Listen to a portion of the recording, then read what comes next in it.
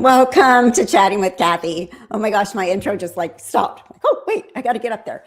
Hi, everyone. Welcome, welcome. I'll just wait a minute until some people start coming in. If not, we can welcome the replay crew. Welcome to Chatting with Kathy. I am Kathy Brooks.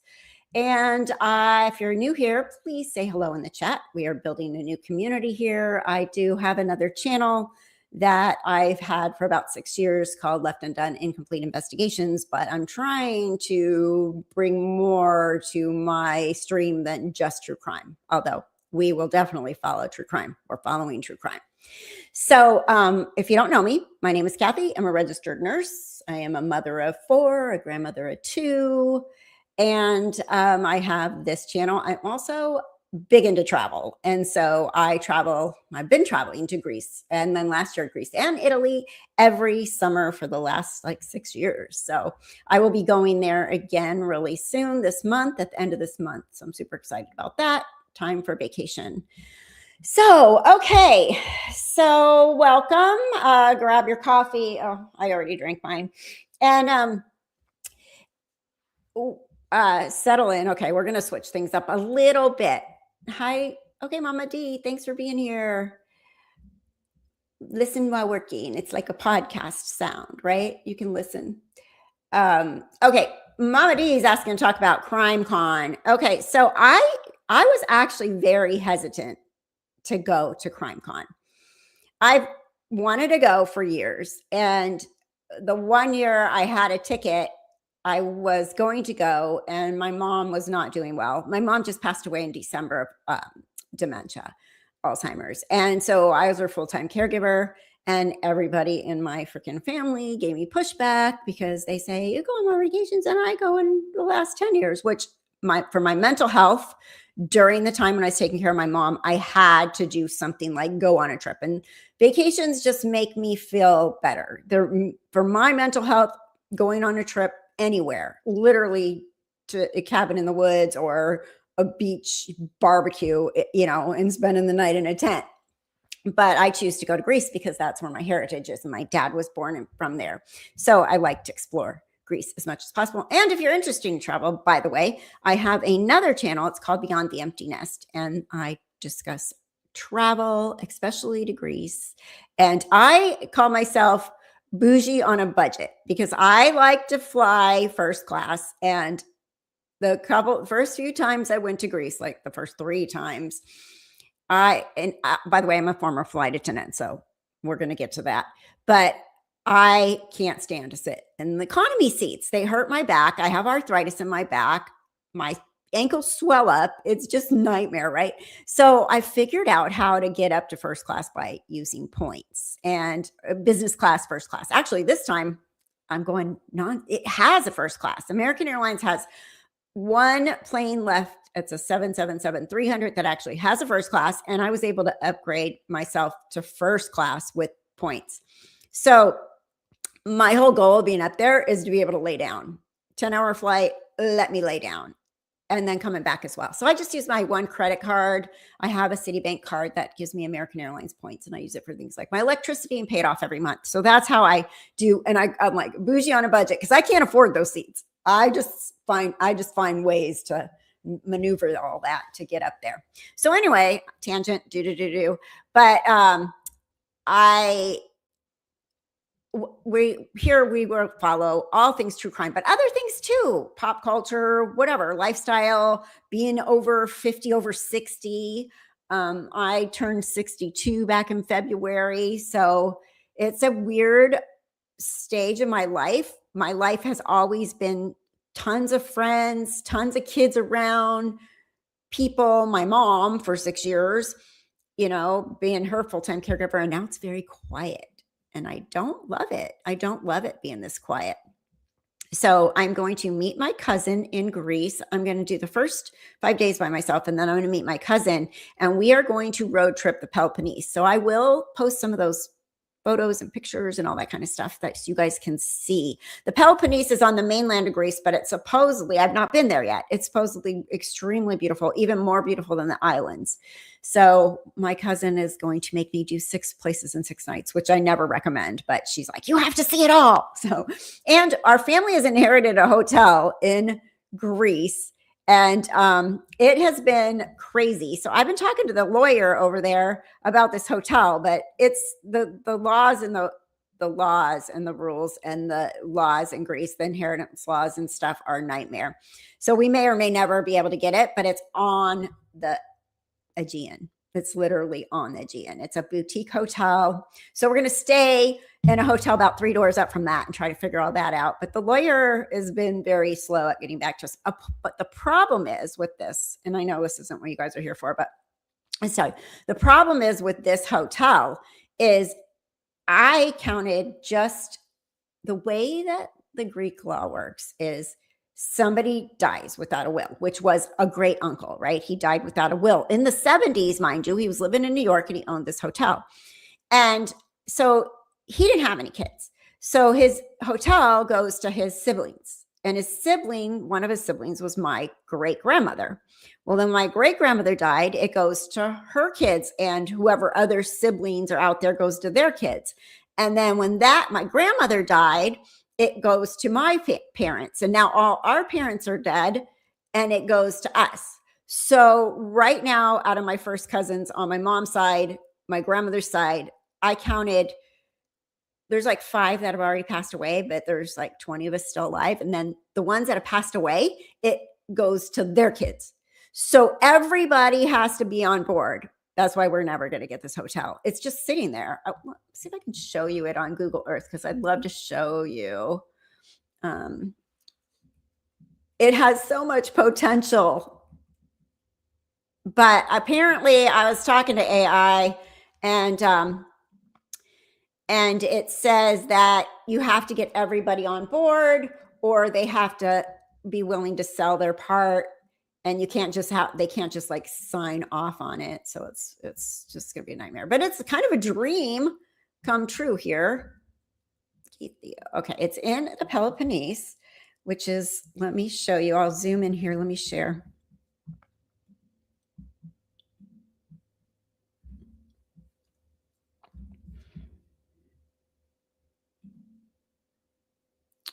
Okay. So see, it's on the water. It's over here. I'll show you. We'll zoom in. But this is, if you back up from Greece here, the Peloponnese, this is Greece, right? This is the whole thing right here. And then the islands are over here. There's some islands over here. This is the Ionian Sea. This is the Aegean. This is Santorini right here. This is Crete. This is where I'm going first. I'm going to go spend 5 nights in Hania, and then fly back to the mainland to Athens. And then we're going to drive this. And so Githio is where this hotel is, and it's right here. So if I zoom in, let me go to street level. It has to be, I think it's up here. No, I'm in the wrong place. Go zoom out. No, let me see. Okay, I think it's right here. Yeah. Okay, let me find it. So the hotel is here. Can you guys see this okay? Yeah, you can see it. Okay, hold on. Let me find it. So look at this is the Aegean right here. Let me get to the right place. I went too far. Wait, did I go way too far? No, I'm going to turn around. Sorry. Like I'm already lost. Can't even find my own hotel.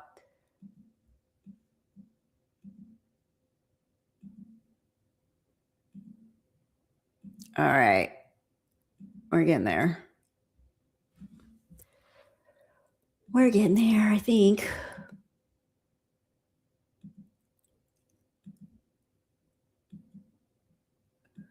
I might have to go back out again to find it, because I can see where it's on the map.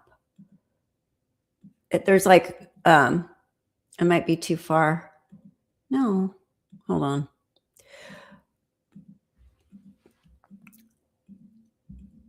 All right. It's just like, would be an amazing dream come true to be able to go into this hotel, but I got to go back out because I'm not in the right place. It's on this street. Let's see.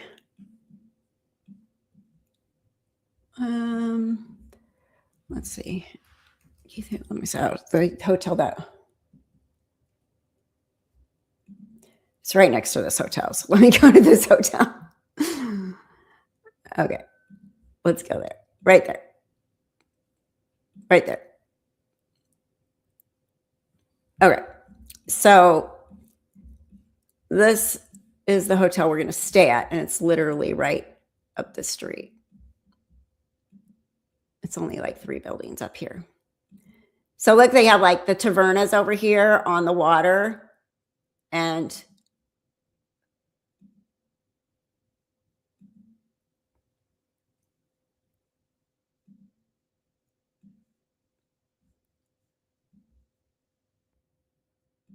yeah.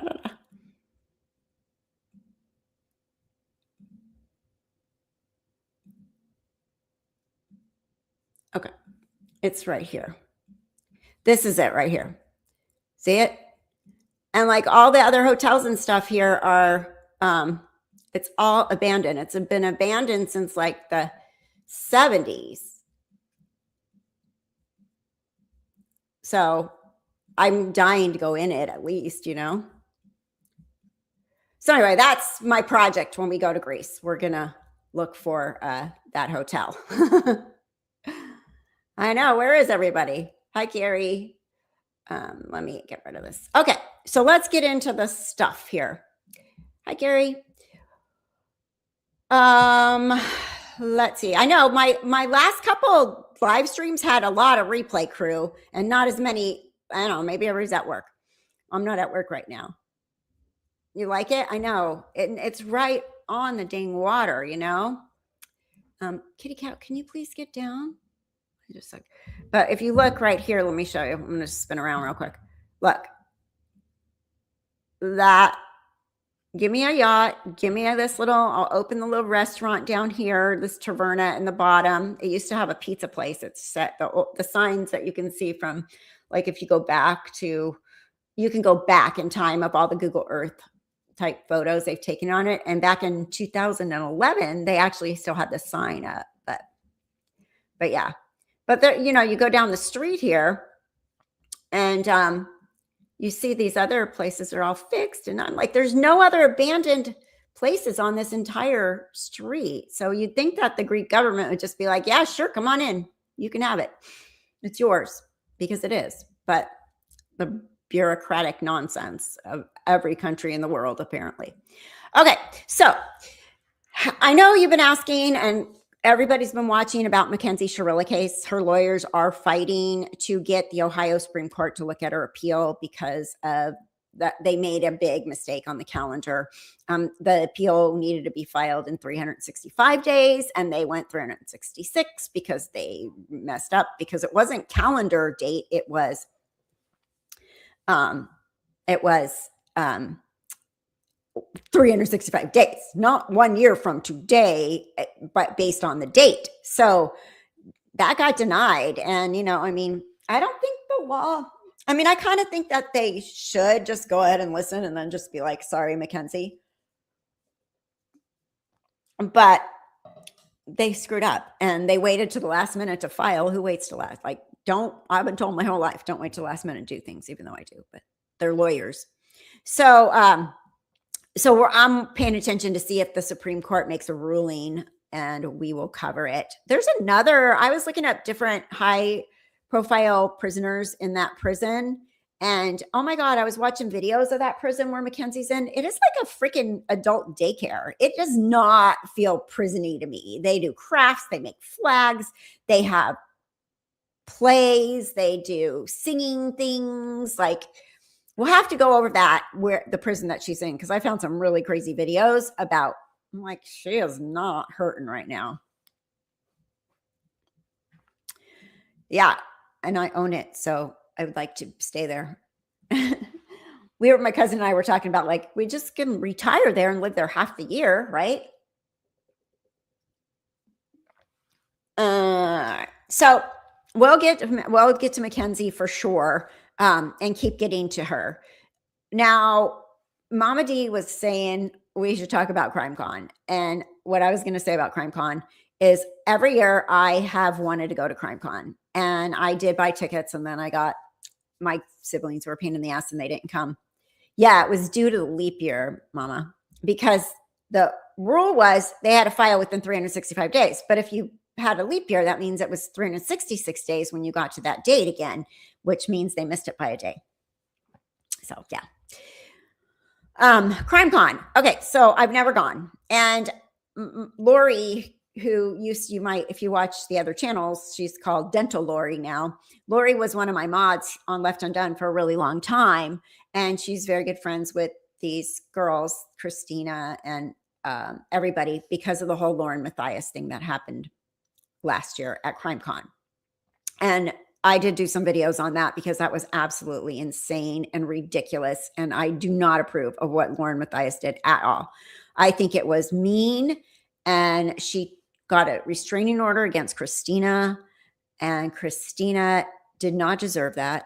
Lauren wound up doing a 9-hour live stream, if you don't know anything about it. And it was over the top. And she kept calling Christina her stalker. If I was Christina, I would sue her for defamation because Christina was not proven to be a stalker at all. And Lauren winds up dropping the whole thing.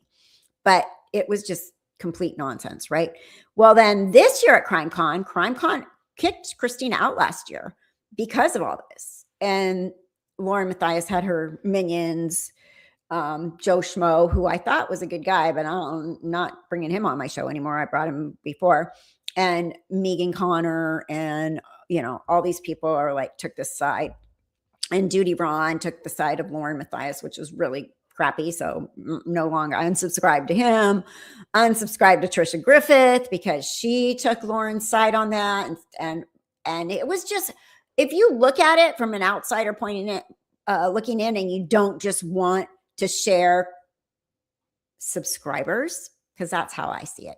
I see these people are they rub elbows with other subscribers that can give them subscribers. Oh my God, you have over 100,000 subscribers. I'm going to be your friend. I want your subscribers too. So that's what I see in the true crime community. And, and that's why I don't completely want to be in the true crime community anymore. I just want to be my own little channel with my own little stuff to say and my own little things to do and my own little community that doesn't play those games, right?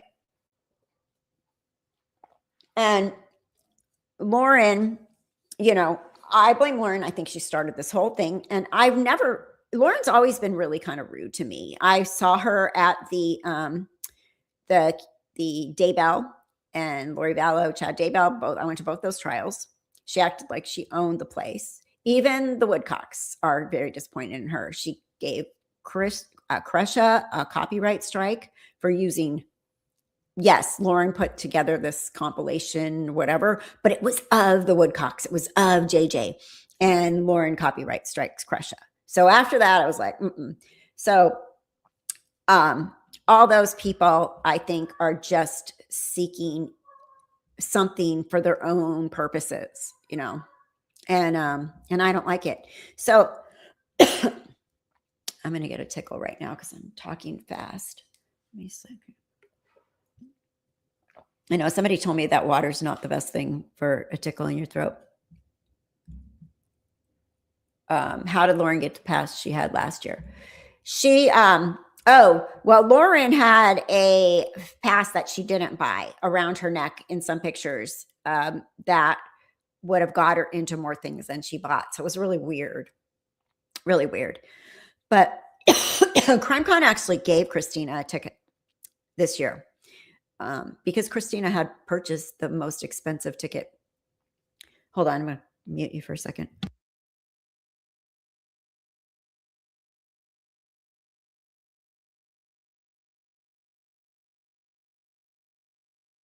I'm going to get a candy for my throat. Hold on.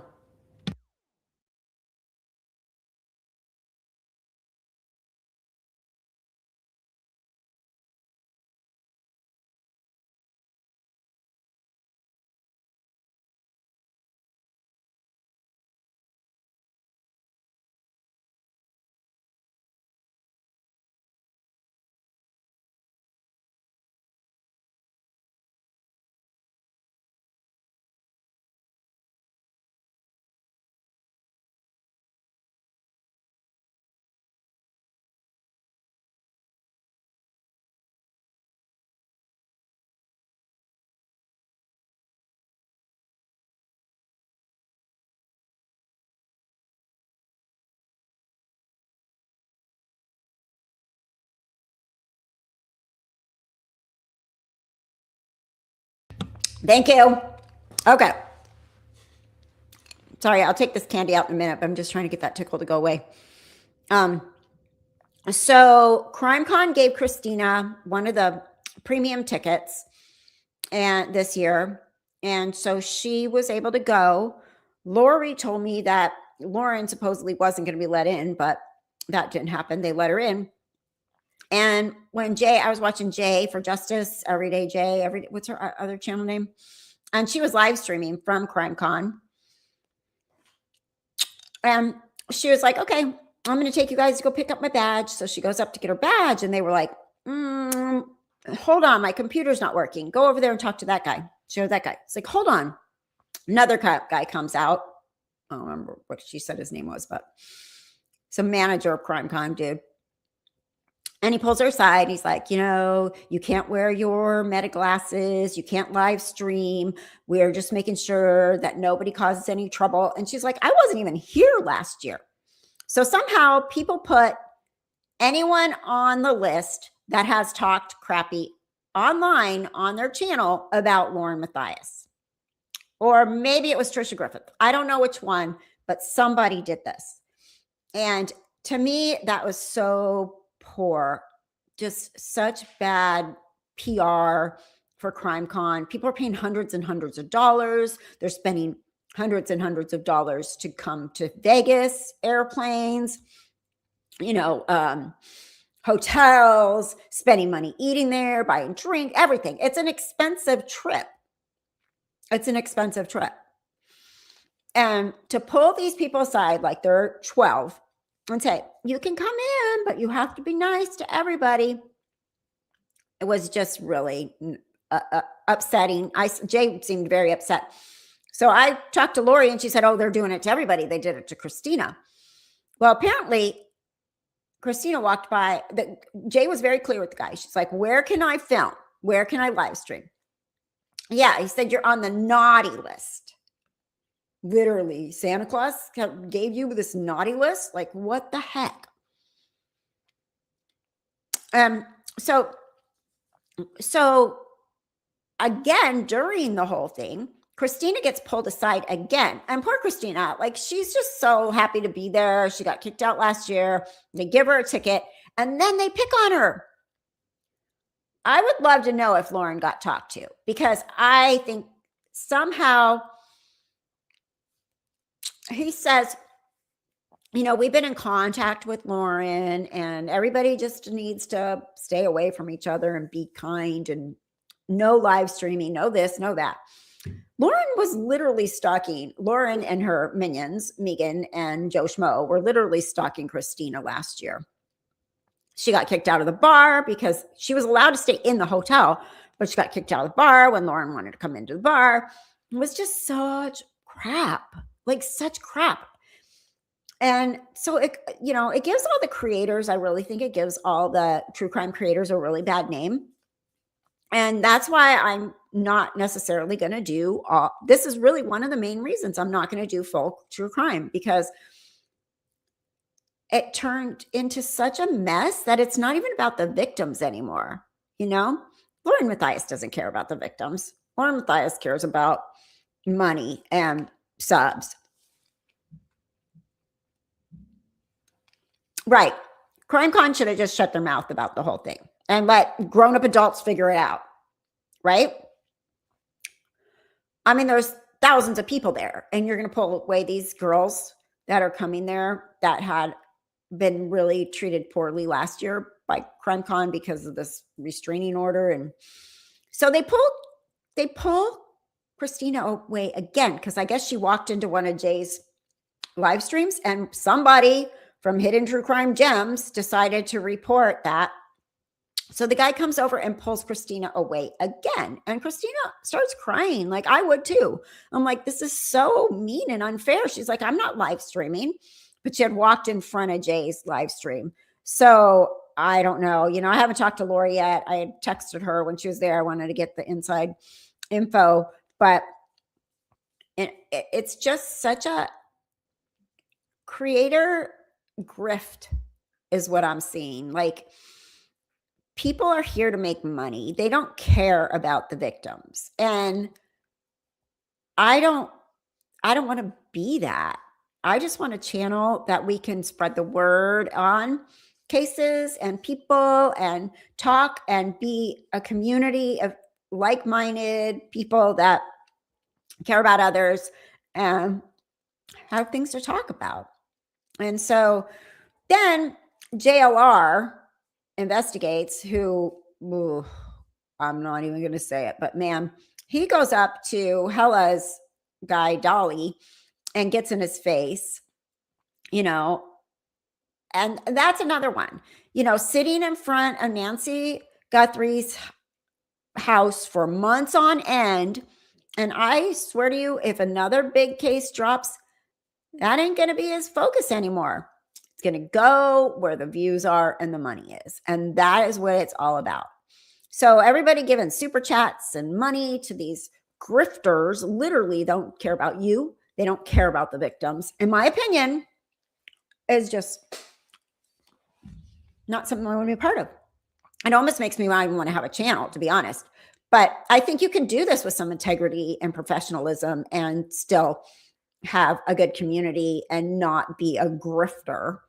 You know, obviously people take donations for their channels. Yes. On Left Undone, it's monetized. I take donations when they come in, super chats, all that kind of stuff.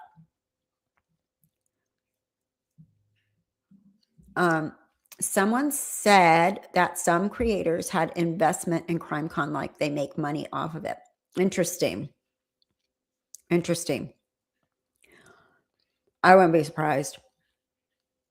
So, you know,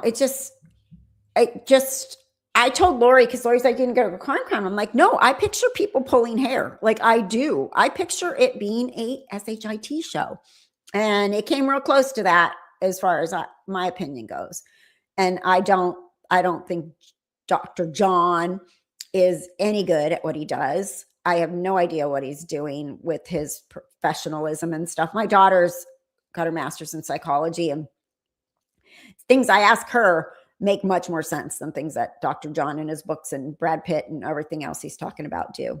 So that's that. But yeah, I might go next year. I told Lori it's in Orlando. It's 27 in September. I might go. We'll see where things stand with all this creator crap. I mean, there's people that literally have channels that are about creator drama, right? Crime creators drama. It's called crama. I mean, that's a thing. I don't want anybody crama. Like, what? And this is entertaining to people. This is entertaining to people, which blows my mind. All right. So, that's that. So today, and next week, okay, June 12th, the new documentary on Netflix has come out. It's probably going to take over the massive amount of attention that Mackenzie Shirla is getting right now. And it's the Taylor Parker case. And Taylor Parker, if you don't know anything about that case, is this one. These kind of cases really, really get to me because I've been an OB nurse most of my nursing career, right? I've been a nurse for 24 years. And my very first hospital, I worked labor and delivery and stayed there for 10 years. Then I worked at another one. I worked with some home birth midwives for a little while. And then I did a high-risk OB case management. So OB is my thing, right? And when we worked in the hospital, there were very, very secure things that you have to do to get past security, because there are people that will come to steal babies in hospitals. They will.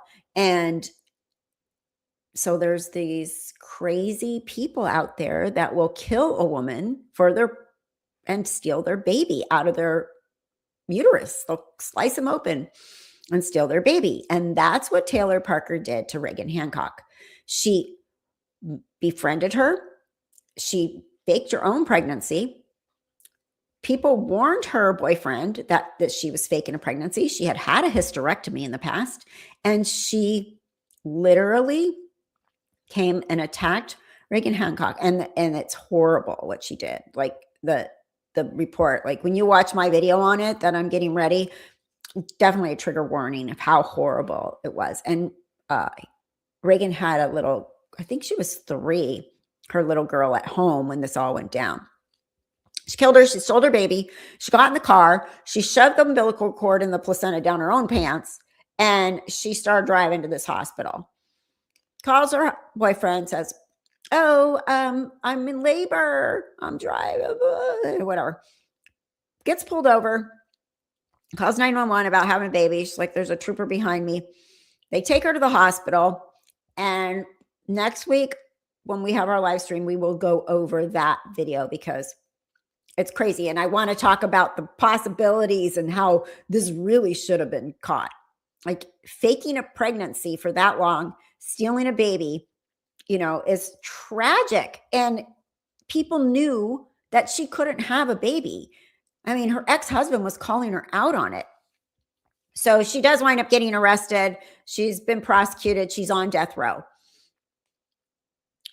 That one is hitting, it's called Maternal Instinct, and it's hitting Netflix on June 12th. And so watch it so we can talk about it. But next Wednesday, we'll talk about it because before it comes out, but it's right before it comes out. So it'll be fresh in everyone's mind. All right. Sorry. Is this bugging you? It stopped me from coughing. I think I can take it out now. My candy's ouzo. It's ouzo. It doesn't have alcohol in it, but it tastes like ouzo. We bought them in Greece last year. Okay. So we're going to do a deep dive on that. Maternal Instinct, June 12th. It drops on Netflix. So we'll talk about that a lot. I have a lot to say. So today, being that Kathy has ADHD and she's had a couple careers in her lifetime. My very first career was a flight attendant. And I was a flight attendant from 1984 to 1990, back when people could smoke on planes. And it was the best time of my life. So many great memories of being a flight attendant back in the day when I was 20 years old. And, people were wild back then too. My very first time I had to get somebody kicked off of an airplane was a guy on a non-smoking flight because you could smoke back then. And the flight was just from Phoenix to Tucson. It might have been from Tucson I think it was Phoenix to Tucson. Either way, it's like a 20-minute flight, right? So they made the whole plane non-smoking because they always had to accommodate the non-smokers. So if there were more non-smokers, they moved the row back so they're, they couldn't accommodate the smokers. But like it's 20 minutes, right? And so we're doing our service because we had to do service then. Nowadays, nobody has to do service if it's under like 500 miles or something. I don't know. It's ridiculous now. Like they're not coming out of them. Well, okay. Even when I went from Seattle to Italy, it was like an hour and a half flight. They didn't do any service. What are the flight attendants doing anymore? I'm bored. I want to get me up. Let me do something. I can't stand sitting there like that. But anyway, and I just feel like a passenger waiting to land. But so this guy pulls out a cigarette and starts smoking. And I was a flight attendant in the back of the 737. And I said, sir, you need to put out, I'm 21. Sir, can you please put out your cigarette? And he's like, no. And I'm like, it's against FAA regulations right now. It is against the law right now for you to be smoking the cigarette. And he's like, F you. And I was like, and he keeps smoking it. Just keep smoking. Oh, wait, this big. Right. And I said, I'm going to have to report you to the captain. He's like, F the captain. So I called up to the flight deck and we were literally under 10,000 feet because you're not supposed to communicate with them, but I needed them to know. And actually it's a felony. You're interfering with a crew member's duties. You weren't allowed to smoke in a non-smoking flight. Like this is a big deal. Right. So, I call the pilot and they're like, okay. So as we land, he tells everybody in the plane to remain seated and the police come on and they take the guy off. Gave me the dirtiest looks. So I only heard one more thing about it, which the company, like risk management or whoever, they called me and asked me my side of the story. I had to write up an incident report. So I don't know why they call me again. But yeah, so that was my big get this crazy person kicked off the flight.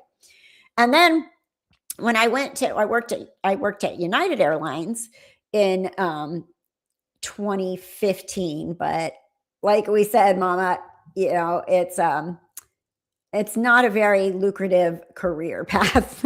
Let's just put it that way. So I thought I could do both, be a nurse, work per diem, and fly. And it didn't work out. I was poor. I was broke. I couldn't do both because I was on reserve. And when you're on reserve, you're basically on call. So I couldn't make a good schedule with the nurse job that I was working in a surgery center. So I had to quit. But it was fun while it lasted. Going back to that, I enjoyed it. And that's what the picture of me is on the thumbnail. That's 2015. So 10 years ago, 11 years ago. Oh, about that. And on that one, even for the short amount of time I worked there, we had this lady, we were doing a Kona, I think it was a Kona turn. No, I don't know, somewhere in Hawaii. So we left San Francisco like at 4:00, got to Hawaii, and then did the red eye back. Horrible flight. And on the way back, we were delayed. And this lady gets on the plane and she seemed fine.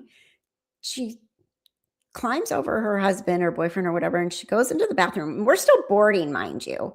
And she's in the bathroom, like yelling and talking. And I was like, okay, what the hell? You know, and people were like, what's going on in there? She's in there. And I was like, well, let me go tell the lead flight attendant that something crazy is going on back here. So they come back and she opens, we can open the door from the outside. It's very easy. She opens the door and the lady's in there sitting on the pot, but not with her clothes down. And she's just like talking, like yelling and screaming, like super crazy out of it. And so anyway, she got kicked off the flight too. They had to take their bags and go. You know, you have to behave. You really do have to behave on airplanes. So that's what we're going to do today. We're going to watch some crazy people on airplanes. And because I've experienced it myself, let's watch these viral airplane passengers meltdown, and I'll give you some other info, my opinions and stuff on what happens behind their closed doors and the pilot, all that stuff. So some of them, you know, are probably having some kind of a psychotic meltdown, breakdown, medical kind of emergency. It is very stressful to travel. And yeah, so, all right. I got a bunch of them saved here. Let me go. Let's see. Let me pull this one up and hold on. I'm going to share my screen with you. And we will get into these because these are crazy. People literally lose their mind. And you got to remember, in an airplane, there's very little resources, right? Like you got 3 flight attendants, maybe if it's not an international flight, 3 or 4, and you got pilots that can't come and help because no matter what, the biggest and most important thing is to never let anybody get into that flight deck, right? At all costs, right? You cannot let anybody in the flight deck. But I did notice, and there was one that's been on the news today. I'll have to find it, but a guy tried to open the door midair. He tried to get in the flight deck midair, like yesterday or the day before. And it was a big deal. So let me pull this down and put this one up. So this flight's from Houston to Denver, and it had to take an emergency landing in Dallas because of all this nonsense.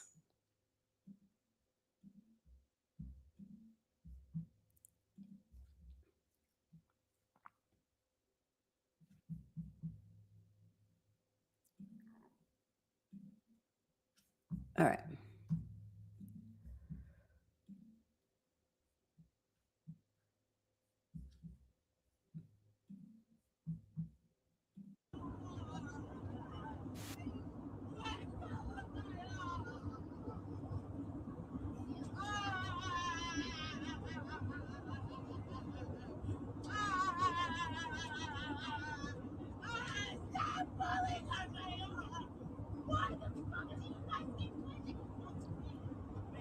She's kind of hard to hear, but she's screaming and crying.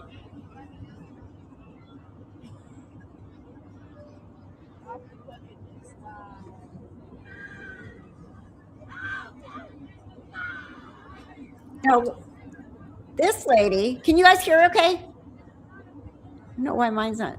My audio is not very good. Oh, no, here. Just me, okay. The airplane, you can hear more. Here we go. They're in the back of the plane.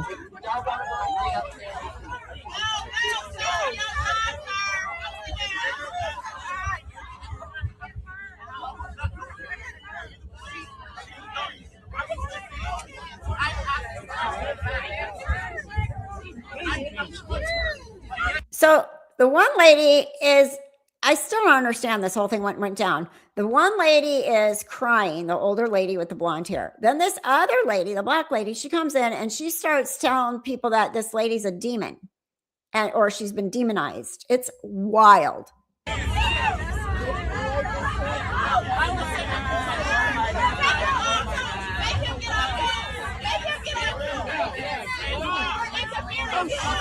Climb. Did you see her climb over the rows of seats? Watch.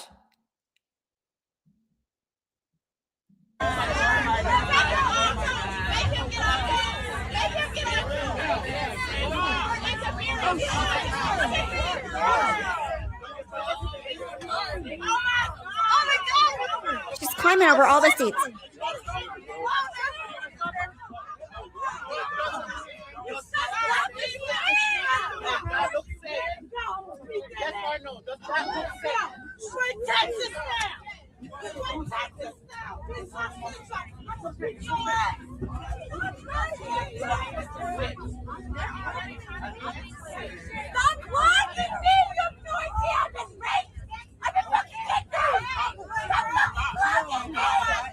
Can you imagine? Literally, can you imagine the chaos at 35,000 feet? The pilots are like, oh, okay, we'll divert. What the hell is happening? They call the tower. They're like, we need a divert to your city because we got crazy going on in the back here. I'm not sure exactly what's going on, but a lot of something's going on back there. And of course, safety of the flight deck at all costs, right? Ladies and gentlemen, I need everyone, please take your seats now, please. Only people that should be up are the people that are working with the passengers in the back. Everyone, please take your seats.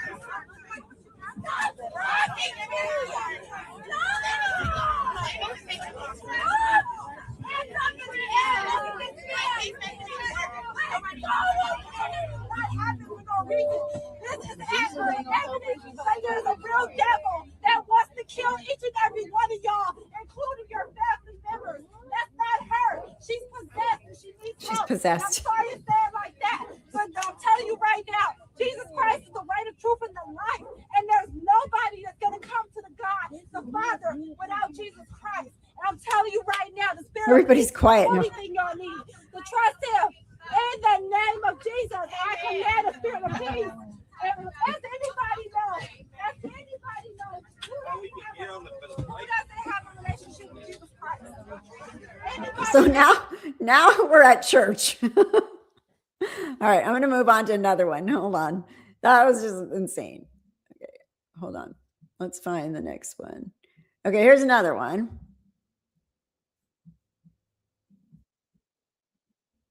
Let me share.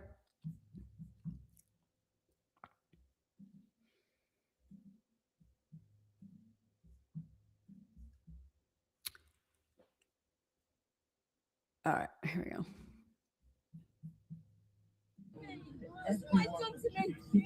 What do you want me to do? Call my phone and I'm here for you. Is this what you want me to do? Darling, is this what you've done, Kathleen? This is what you've done, Kathleen. Shine and kissing. Yes, this is what you've done for nothing.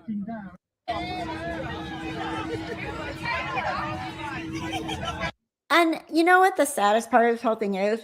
You can hear children scared.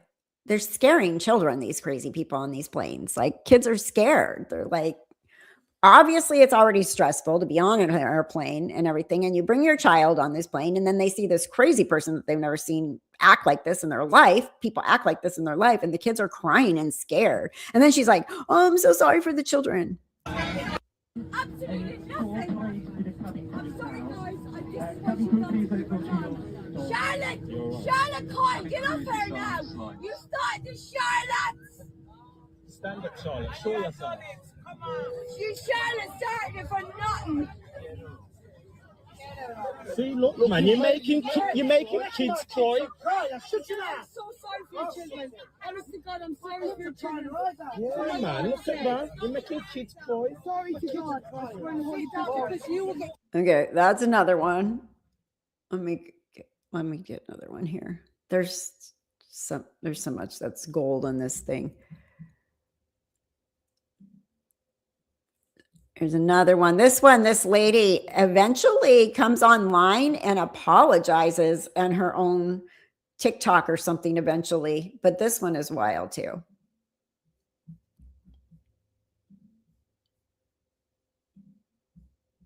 Say whatever you want. I'm telling you, I'm getting the fuck off, and there's a reason why I'm getting the fuck off, and everyone can either believe it or they cannot believe it. I don't give two fucks, but I am telling you right now, that motherfucker back there is not real. And you can sit on this plane and you can fucking die with them or not. I'm not going to.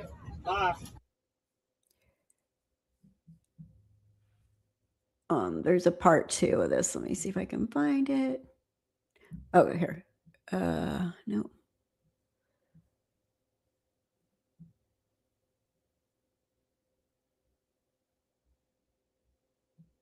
Here, part 1. No. Okay, let's go to there's an apology. Person is not real. Da, da, da, da.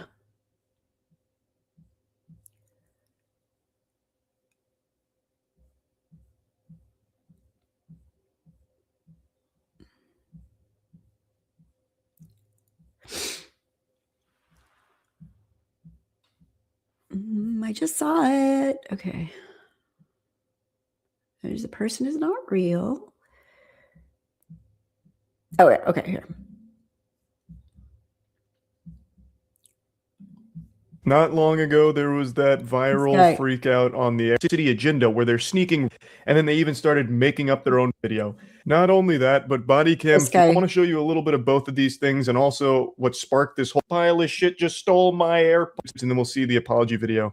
I'll be able to power the entire fucking globe from just this year's load. I don't care if I'm ever gonna fly with y'all ever again. I want to know what happens to this flight right here.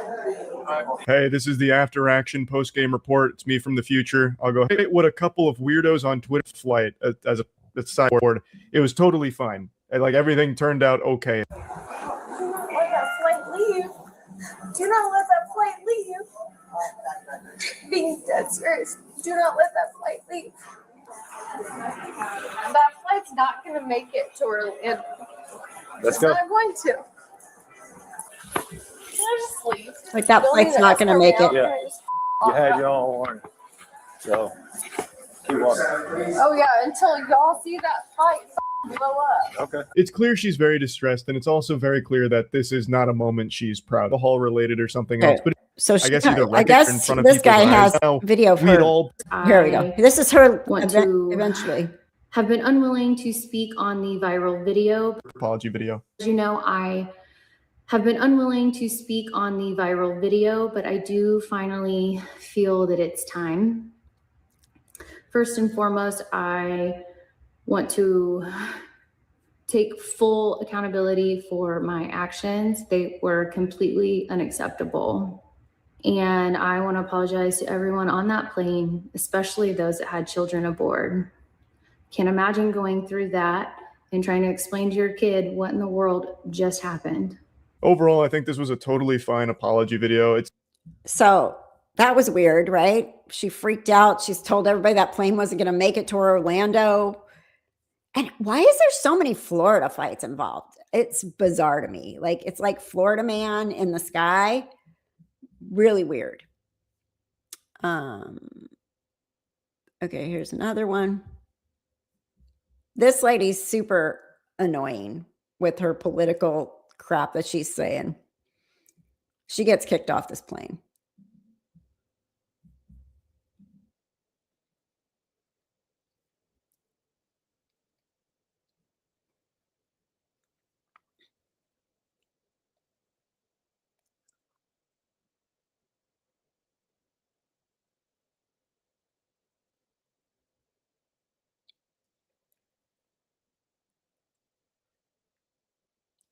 Turn into oh shit.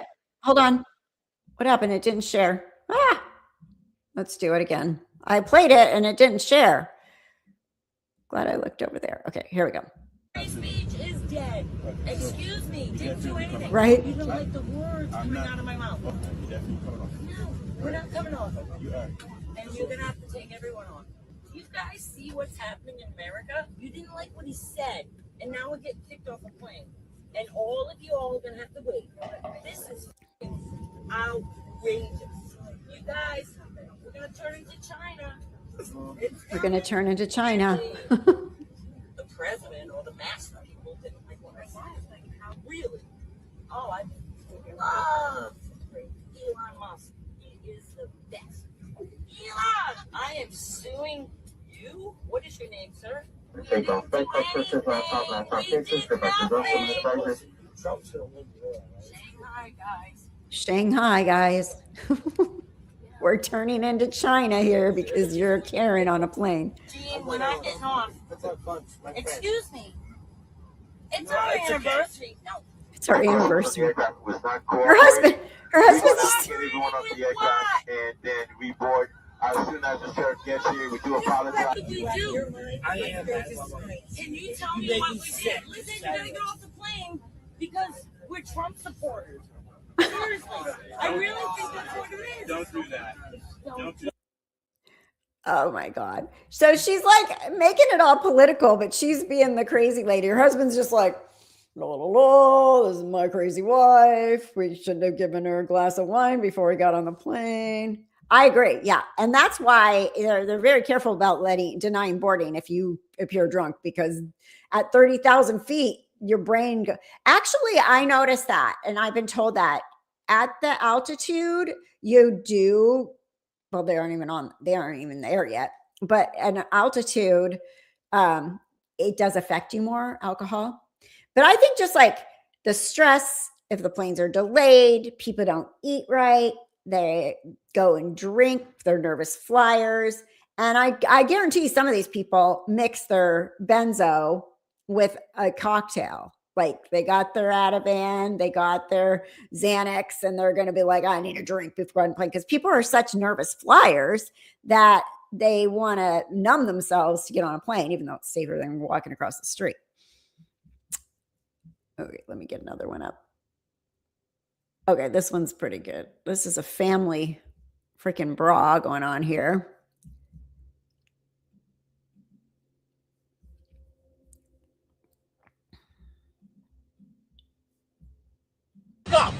Who you think you're supposed to my mom like that? Excuse me, guys. Fuck up too. No, be quiet. Be quiet. Be quiet. Okay? Be quiet. Be quiet. Be quiet. Be quiet. I said be quiet. Shut the fuck up. Get the fuck up. You. Okay? You don't know me. Shut the fuck up. You. If you guys want to shut the fuck up. Shut the fuck up. Shut the fuck up. Please take your Can you imagine? I mean, I've been on planes where people get rowdy or one person is crazy, but like everybody on the plane yelling, screaming, like they're going to go outside, like step outside. I'm going to punch you in the face. Like go step outside, but not going to go well. Que se calle y que tenga cuidado con el niño. Que se calle y que tenga cuidado con el niño. Thank you. Que se calle. Que se calle. Que se calle porque se va a ir preso de aquí. Que se calle.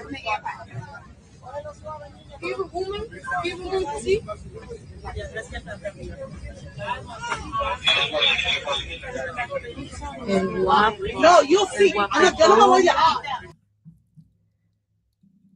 Yes, that's what we're watching, Carrie. Hey, Fanta Cruz, how are you? Good to see you. That's what we're watching. Crazy body cam, or not just body cam footage from people on the plane.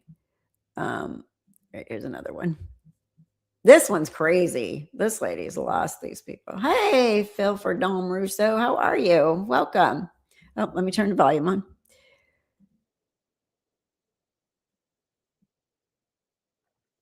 Hold on. Let me share. I keep taking these down and not sharing them. There we go. Can I do that with freedom? All I care about is freedom.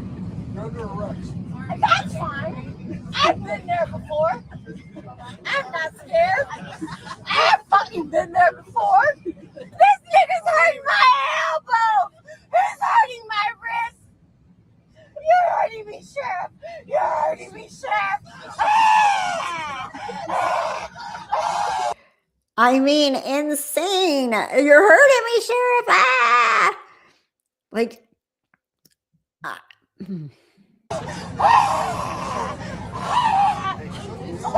now this one acts like a demon possessed, really. I can't breathe. Why are you touching my leg? Why are you touching my leg? I can't breathe. This is George Floyd. Everybody's gonna have to fucking wait until my crossover from my nephew feels better on my ankle. My ankle hurts from my nephew crossing me over in Arizona.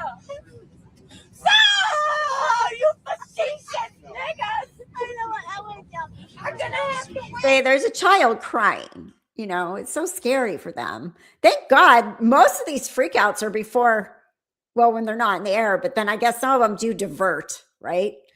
Because they got to get rid of this person. Please just take her off the plane. Right? If I was asked to get off a plane, I would do so very discreet, not like this. Right? I mean, you'd be like, okay, let me just, let me go. Nobody see my face. And in this day and age, when everybody's filming everything, that's why my son was like, when I got in a little conversation that wasn't very friendly at Stagecoach a few years ago with some lady, because they were yelling at us they were like, don't walk through here. We got a baby. Don't walk through here. And I'm like, there's like nowhere to walk through. You got your blanket down. You don't want anybody walking near your baby. Why do you have a baby at Stagecoach with all these people? Like, why? And so I stopped. I did have a few cocktails, and I was like, well, why do you even have a baby here? Like, that's ridiculous to police everybody because you brought your baby, to this big thing. And so then this other lady came over and she got on my face. And then they all the people around them start going, Karen to me. And I was like, Patty was my friend, but he's like, Kathy, let's go. You're going to get beat up.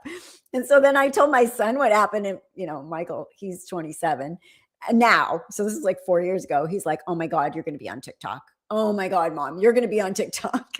So if you see me on TikTok, let me know. Send me the link. But I'm not normally a Karen, but that was just making me so mad because they were yelling at all the people walking by and yelling at us that we couldn't walk through there because of their baby. And I'm like, it's really stupid to bring a baby in this was like right after we started being able to do things again. And I wound up getting COVID from that place. Probably the lady that yelled in my face. Please. No, No, nigga. no. No, nigga. I got a seatbelt. After you, I don't like the Hi, Carolina. I'll give all these people the fucking space they need. But this sad bitch is a bitch.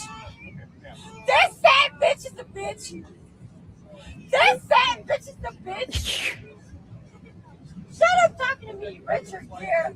Richard Gere. Shut up talking to me, Richard Gere. I appreciate your fucking effort. Shut up, Richard. I'd be like, oh, thank you. You're calling me Richard Gere? I appreciate that. He's a very handsome man. No, I don't. Yes, Dad. Thanks, Papa. You're so cute. No. That's it. Hey, record. We see you hit him. Yeah. Now she hits the Just cop. assaulted an officer.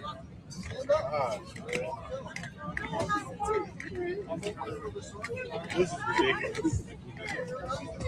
Oh, is that what she said? I wasn't gonna go in. I didn't scare You're going to anyone. jail. And people are already scared. It's Congo and Palestine. What the fuck are we scared of? We're scared of everything.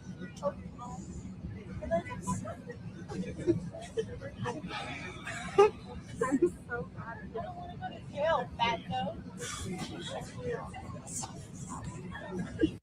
She's like, I don't want to go to, whoops, did I miss it? I'm so glad. I don't want to go to jail, fatso. We're scared of everything. I don't want to go to jail, fatso, she says. Well, maybe you should have thought about it before. Like, I don't care. I've been there before. Fatso, Richard Gere, you know.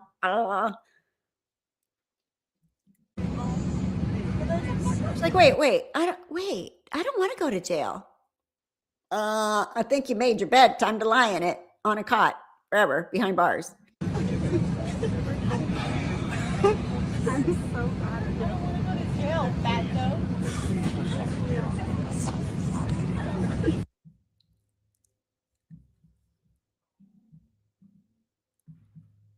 Let's see, what'd you say? Everyone wants to get wherever they are going. I bet they all cheered, wished was taken off the plane. Yeah. I mean, when she was taken off the plane. Yeah. People clap when it happens. In fact, when we went to Greece in 2022, our plane was late. So we were meeting my friend, and I think we were changed planes in Philadelphia. And so my friend Joan and I were on our flight. I think it was Dallas to Philly.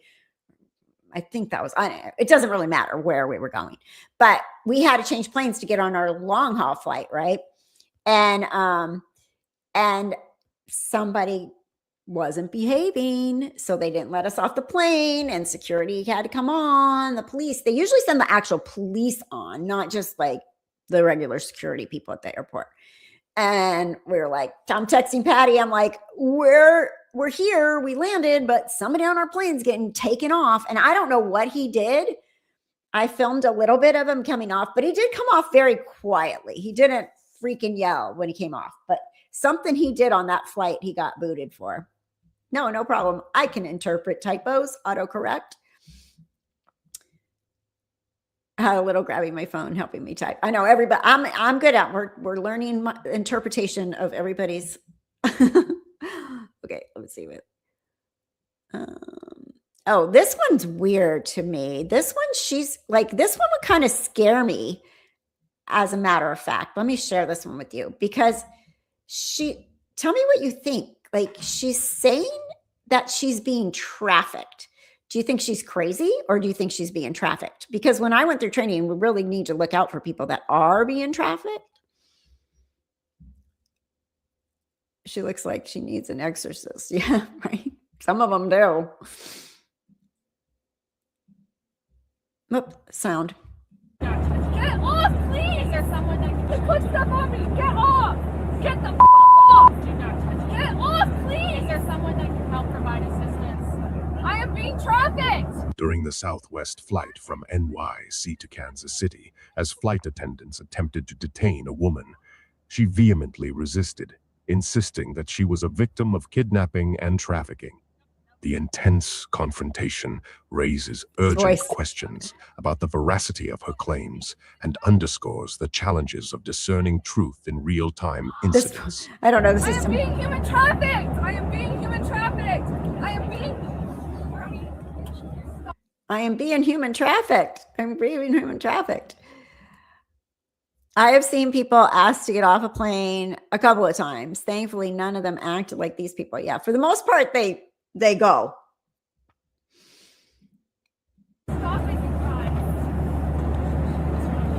But some do not. This is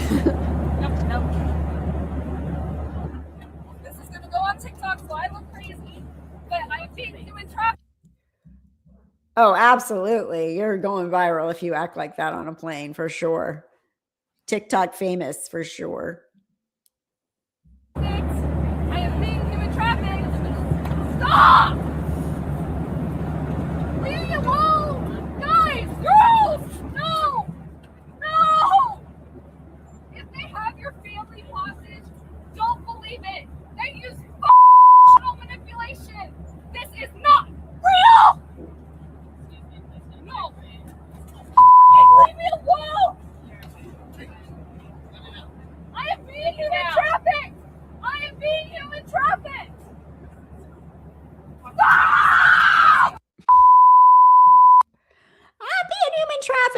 kind of would freak me out a little bit thinking maybe she is, right?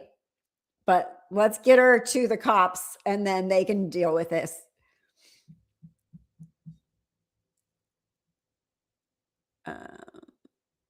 Oh, this one's kind of funny. Okay, let me give you this one. This is a different one. This is a different kind of chaos on a plane, which isn't really chaos.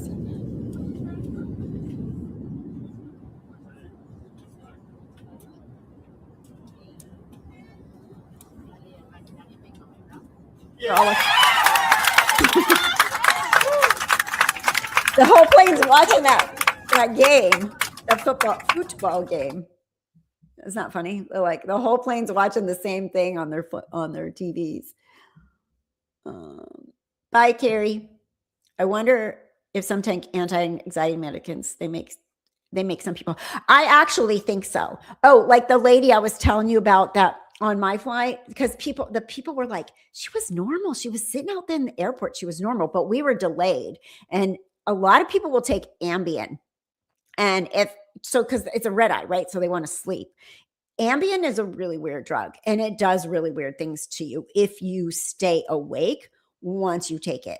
Like it does something to your brain. My doctor I was having some insomnia issues like 15 years ago, right? And my doctor gave me Ambien. And I was like, okay. And I was sleeping great, right? And then I woke up one morning and I looked around the floor of my room and I had like 10 sundresses laying on the floor, on the hangers, laid out very nice and neatly all over the floor, just laying there. And I told my daughter, I'm like, Ryan, why'd you put dresses all over my floor? She's like, I did not do that. And I was like, oh my God, it was the Ambien, because that day was my sister's baby shower. And it was summer. So I was clearly thinking what I was going to wear, right? But don't remember any of it at all. And then my stupid son took some of my Ambien. This is my trouble kid who's fine now, but he's like, Mom, there's guys outside the window. They're trying to break in. Okay, we're on the second floor. Nobody's out there trying to break in. And he's like, right there, come see them. And I go, what did you take? And he's like, so I took some of your sleeping medicine. I was like, oh my God. So you hallucinate. So I think that lady on the plane from Hawaii, I think what happened is that we were late and she popped her Ambien too soon, like wait until you're in the air, not while you have to board and stuff, because if it kicks in and your brain goes misfiring, this is the kind of stuff that happens. That was just my guess. They're already in the air. This should be interesting. Okay. So true. Some people get medication for a flight that their body isn't used to. Yeah, they will. And a lot of doctors will hesitate, because they know. And what do they have on planes? Alcohol. So if you mix them, it might just have a little bit more of a problem. Not realize it.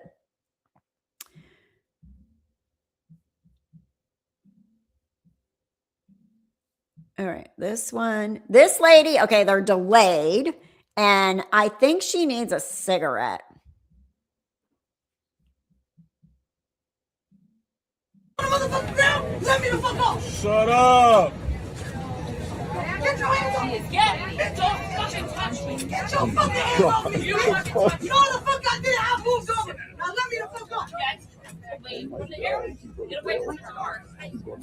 So she's literally trying to open the door and they're out. They're not at the gate.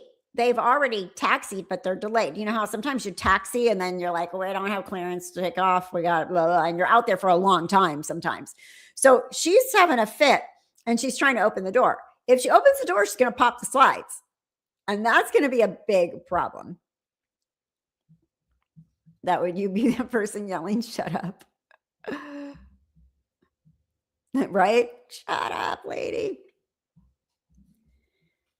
True motif. These instances are alcohol related for sure. Yeah, a lot of them.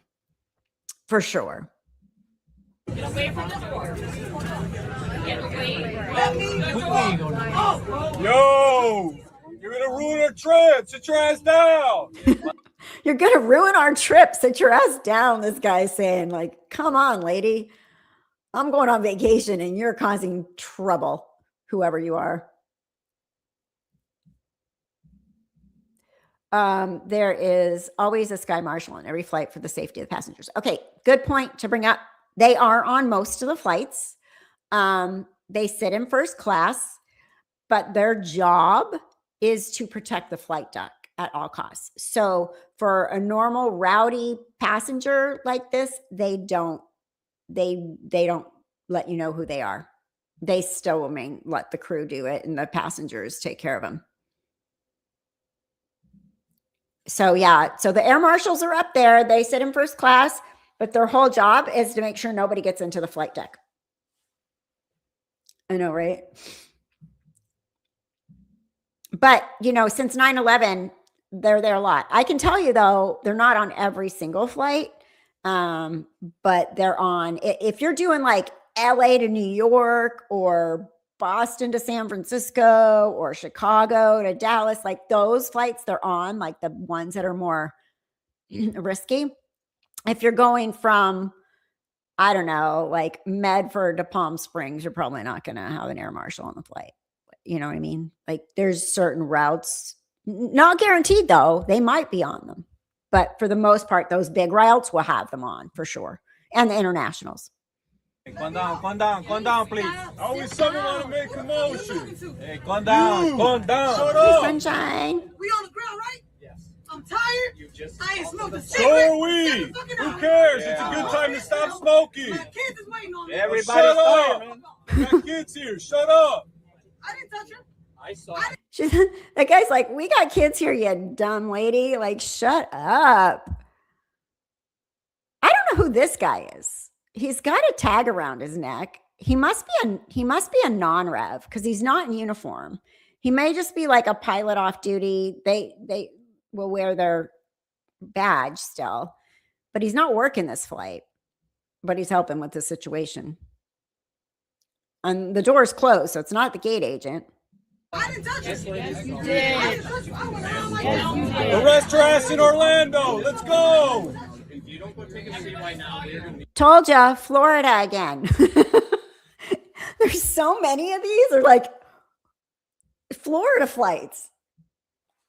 You know, I mean, there is a thing, Florida man, but does she honestly think someone will take her side? Right?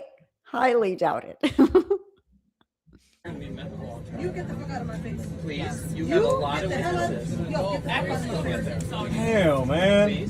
Let's have a calm moment. I can go. If you open. They can't even taxi with her standing up. Like, they can't taxi her back to the gate. Like, they're in a pickle right now with her dumbass. Up that door, the slide will deploy, and then this is I don't traffic give a fuck going what for deploys. anybody.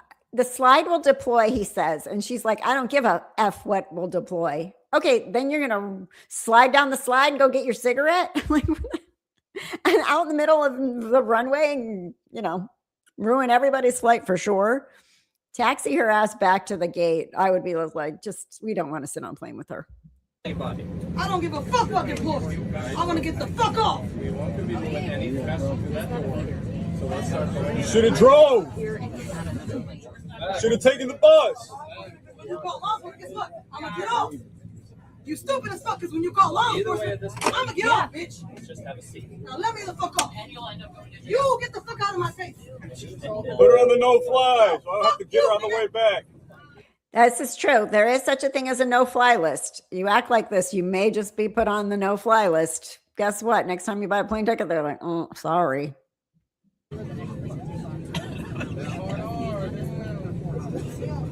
Hell, man. Do we need to go back to the gate? This is like, seems scary. So, do you hear somebody? This seems scary. I mean, yeah, having an irate passenger locked in a metal tube that you're going to wind up at 30,000 feet with that wants to open doors and stuff. It is scary. Cops come, I'm going It was maintenance of why we couldn't take off. They were waiting for a maintenance car. We sat here for 4 hours for a maintenance car. I never lost. Bitch, you put your hands on Shut the fuck up, you a goddamn lie, bitch. You put your arm around my fucking neck. I ain't never touched you. And I never touched you. I never touched you. I love the shut up guy. For some reason, that guy just like saying what everybody wants to say. Shut up. Me right now. You touching me. You're touching my door. You push me. I don't give a fuck. I don't give a fuck. I don't give a fuck. I don't give a fuck. You put your arm around my neck, and that's on camera. You fucking lying ass white bitch. Bet you she don't have a Just calls her a lying ass white bitch. boyfriend. I don't give a fuck who you talking to. Good. This is the captain. We need all passengers seated so we can return to the gate. Yep. They're going back to the gate, lady. You just blew it. Guess what? You're not going to Orlando now. You just made sure of that.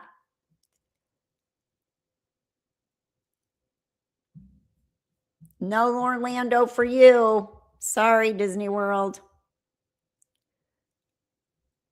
Okay, where's the one? Calling the lady fat. This one's wild. I have so many of these, you guys.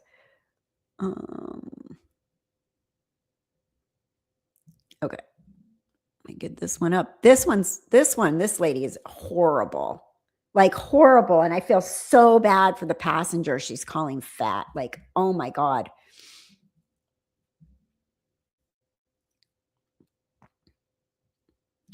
Oh, the police will be meeting her in the jetway when they pull in. They will be meeting that lady, the other one. Yeah. No cigarette for you. You're going in a police car. Okay, let's watch this lady. This one I feel bad for the passenger that she's picking at. Don't touch her. No. Don't touch her. No, this is where her asshole is. Do not touch her. Look at her. Shut the fuck up. Don't fucking touch me. Step back.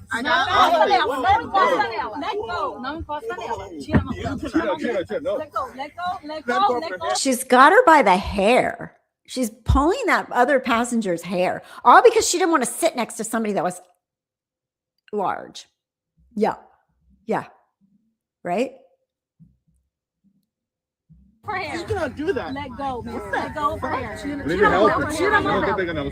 I'm not. Andre, I'm not even touching your hair, bitch. You need to let go right now. We need those 911. You need to let go. 911. You need to let go right now. No. Yeah, I'm sorry. I didn't want to sit next to a fucking fat lady.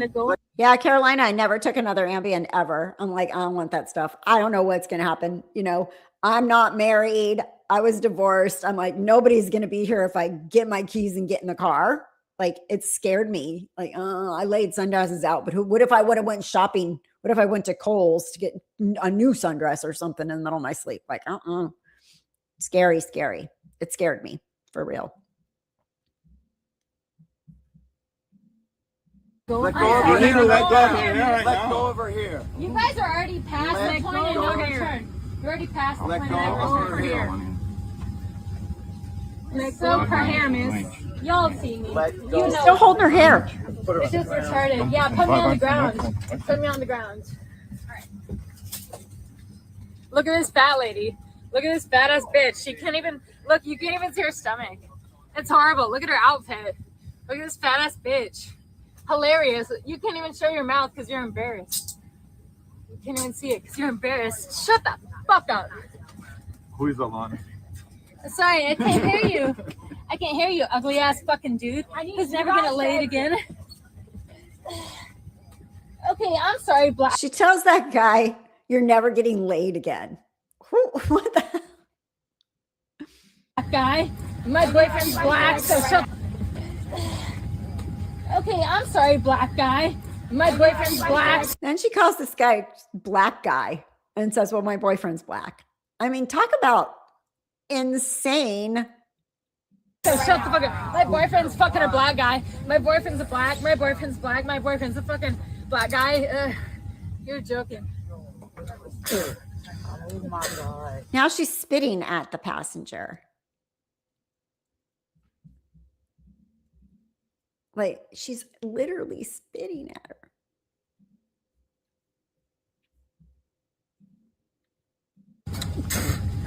We're not doing all that. We're not doing Shut the fuck up. Shut the fuck up. Shut the fuck up.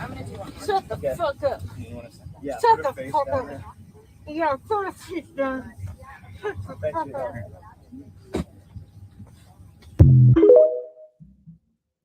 Okay, but there's a part 2 to this, so let me find it.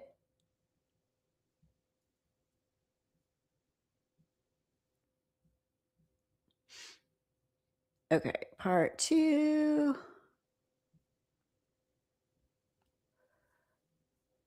Part 2. Okay.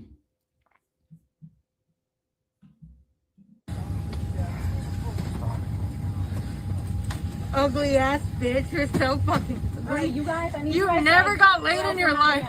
Your boyfriend's dick is like 2 inches big. It's embarrassing. I'm so sorry about your boyfriend.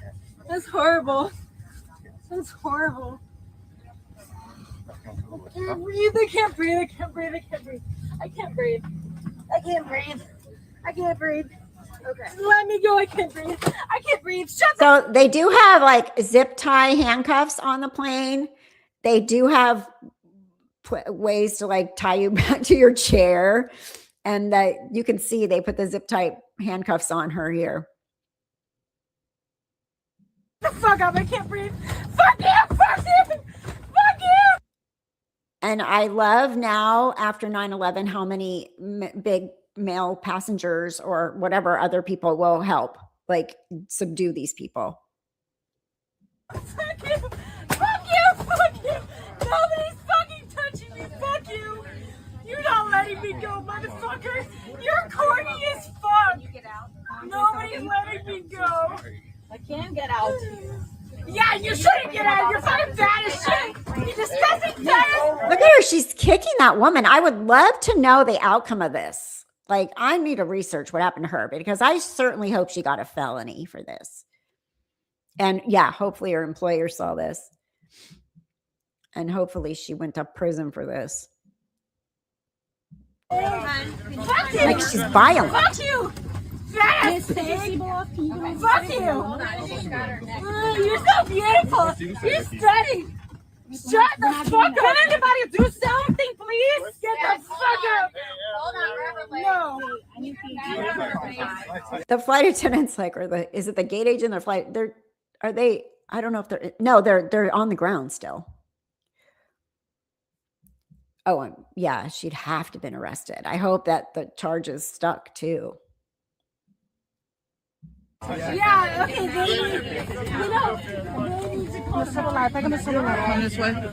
You can't say it wasn't well documented, though. Whoever's standing there with the phone, kudos. Okay, I'm sorry. My boyfriend is black. You need to chill. Now she's sorry because her boyfriend is black. Like, what? No, you don't need right now. No, my boyfriend's black. You need to chill the fuck out and respect him. You need to chill the fuck out. My boyfriend's black. You need to take a fucking pass. My boyfriend is black. Alright, I can do it. No, you need to fucking chill the fuck out. Fuck you! Fuck you! Leave me the fuck alone. Look at that ugly ass bitch. No. And these people are so strong and combative, like in that little area, and you got people that can't move out of there because they're in their chairs, and you got this crazy person that you're trying to subdue. Hi, Justine. Welcome, welcome. Yeah, totally a clown. At least it's not called the naughty list, right? Oh my God, Carolina, were you here when we were talking about the darn crime con? Oh boy, I still have more to say, but yeah. I know. You're so fucking fat. Leave me alone. I would rather her. You're fucking disgusting. Don't fucking touch me. So why don't you jump over here? She can damage this stuff. But yeah, I'll damage all your shit. I'm not damaging anything, bro. Oh, I need to follow up on that one. I'm going to do some research because That one's wild.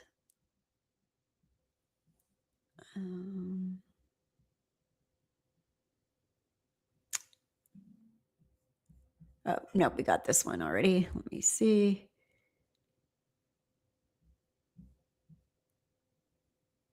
Oh, this lady. She's a BI Karen. Here comes a Karen for you.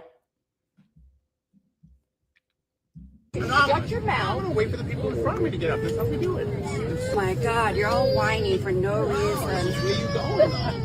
Let the people go. Wow. I hold get up the way you want to. Okay.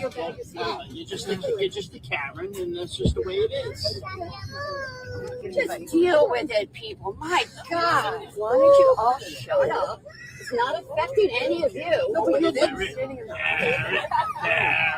There they go with Karen. Funny. You're the Karens about it because you're the ones who are making noise. Nobody's bothering you. It's not even in your.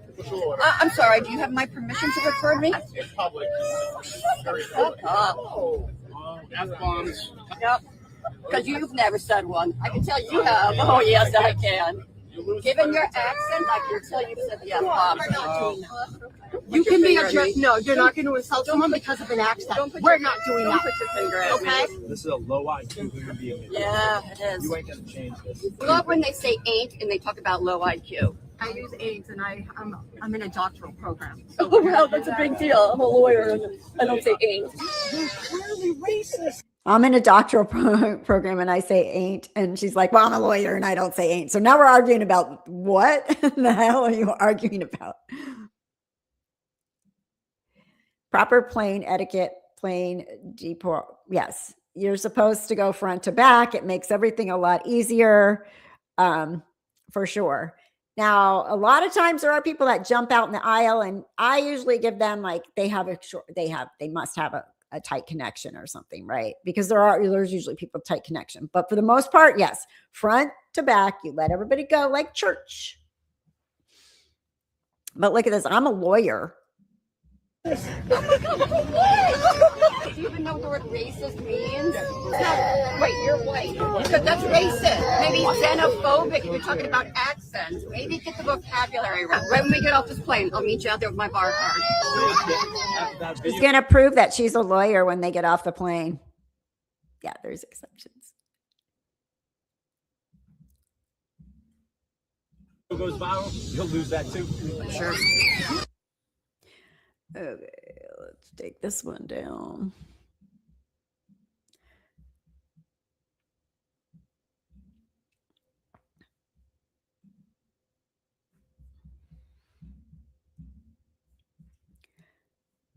Another crazy. I was helping a child.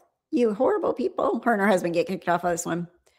She was drunk, it says on the thing. On my flight yesterday with United, lady got super drunk and then found out what happens when you don't comply with flight attendants. Yes, it is a felony. I don't know if they are, but I'm not leaving until I know you pay. All right. it's not my choice, it's their choice. Oops.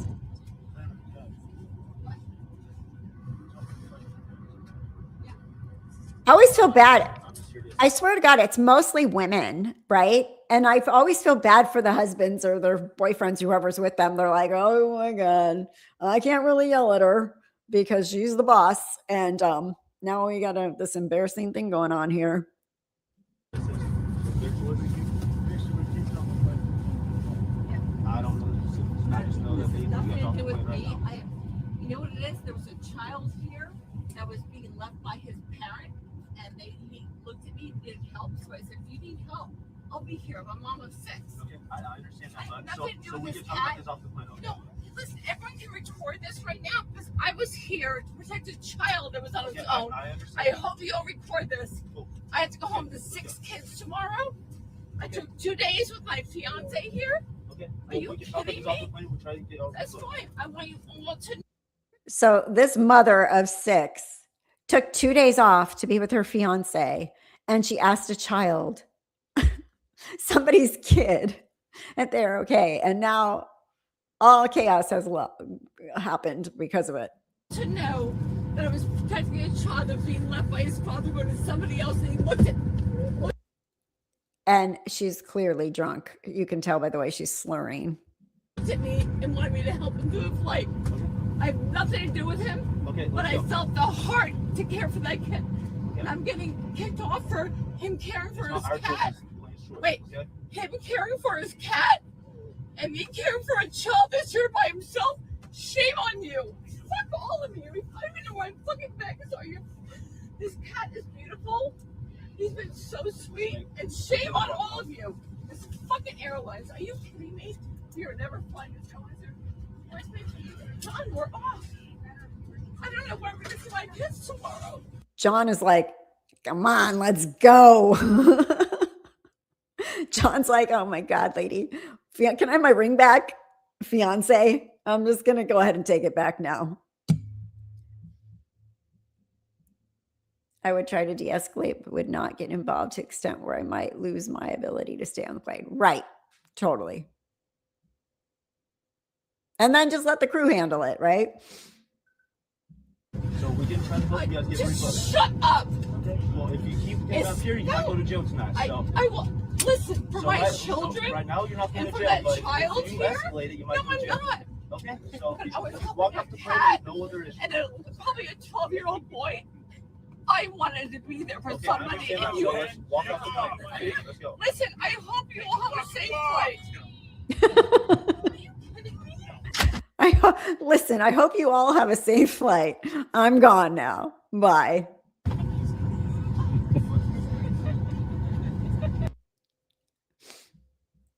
my God. All right, let's see. Oh, okay. This one's good because this one is a guy. I know, right? I would have totally been like, can I please have my ring back? Yeah, we're all over TikTok now. You're viral. I can't marry you. Bye. Right. Trying to play victim. Exactly. Okay. Let's go to this guy at the gate. This one's wild too. Of course, in the airport, you know how crowded the gates are before the planes are going out. And then there's delayed flights and people and the gates are packed. And, you know, it looks like it's probably winter here. They're all wearing warmer clothes. Let me put this one up.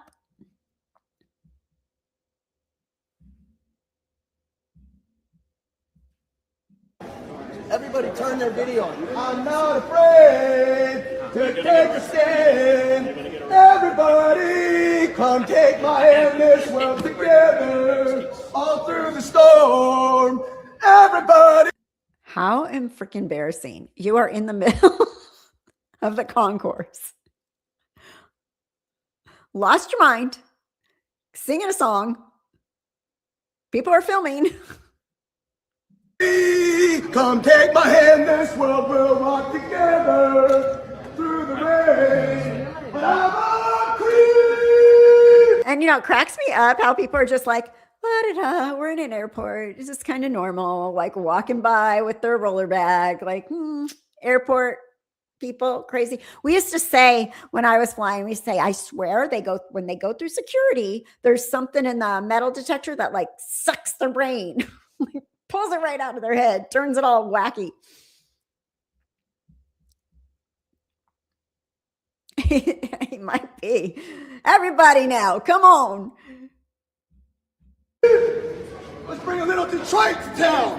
A little bit of Radiohead. Amen. A little bit of Radiohead. Come on, everybody. I think you're right, Phil.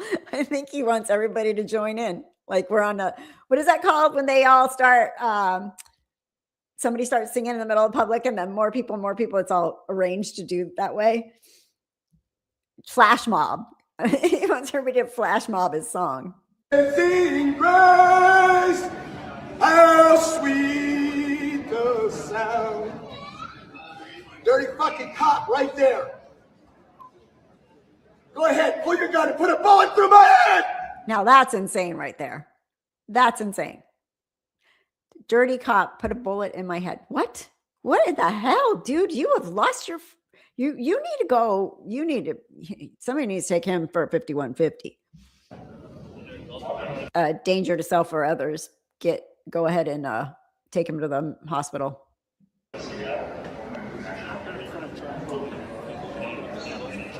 I'm not afraid to take this. Why did you guys have body cameras? Call King County DEA, the head chief.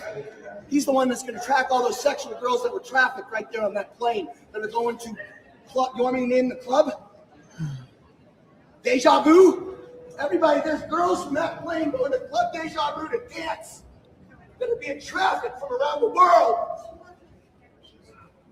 Hashtag take. So clearly he's an advocate for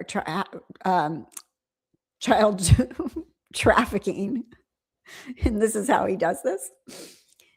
You know, you might do better advocating in like a professional manner. Right. I'm not afraid to take a stand. Everybody, come take my hand. This one will break together. It's like the entertainment. We got free entertainment in the airport today, ladies and gentlemen. Look at the stars. Everybody, come take my hand. This one will take together through the storm. Everybody. Now he's like really losing it. I know. Why isn't he in cuffs already? I agree. He's causing disturbing the peace, right? Disturbing the peace. Everybody, come take my hand. This one will take together through the storm. He stomps on his own glasses. I didn't need those glasses. I got another pair right here in my backpack. Oh, wait. Those are my good Ray-Bans. And I can't stop living this way. Right? Oh, airports are extremely entertaining. Yeah, very least, for sure. I'm coming out of my cage. You want a little Detroit? I'm coming out of my cage. No, you're going into your cage. Put him back in the cage. Okay, so clearly this is his son or somebody approaching him, right? Where'd he go?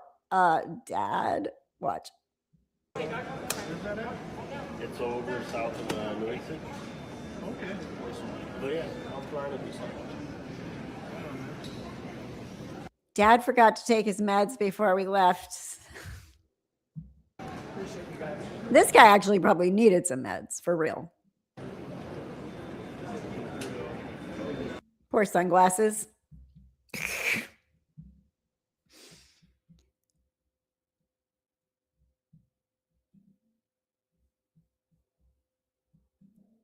There's another cuckoo. Cuckoo, cuckoo. We needed something.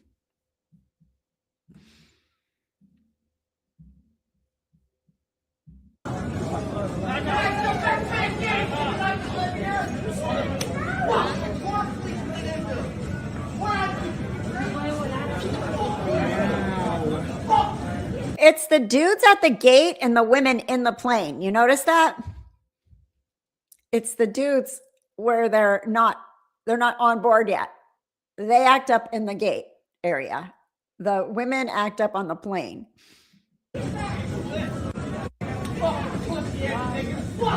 Wow. He's actually calling people. Yeah.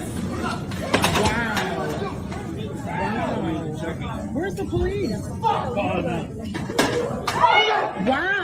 Oh my God. Look at, he's going to hit him with that pole. Like, this guy's violent. Where are the police? They don't get there fast enough, I'm telling you. Oh my God.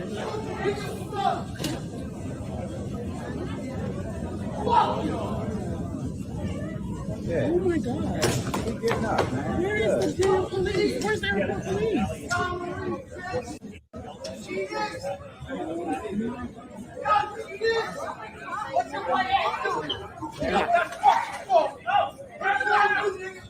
Oh my God!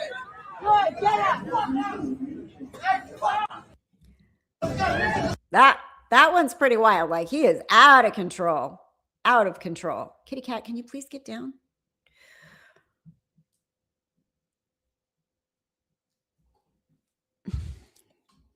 Stop. Go see your birdies. Go see your birdies. Do I have this one yet?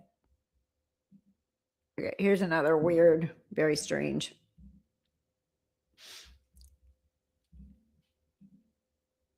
Oh, audio.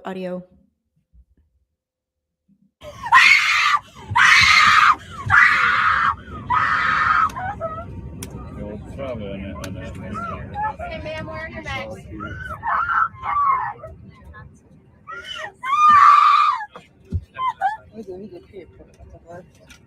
I mean, just screaming like a toddler. And they're like, ma'am, where are your bags?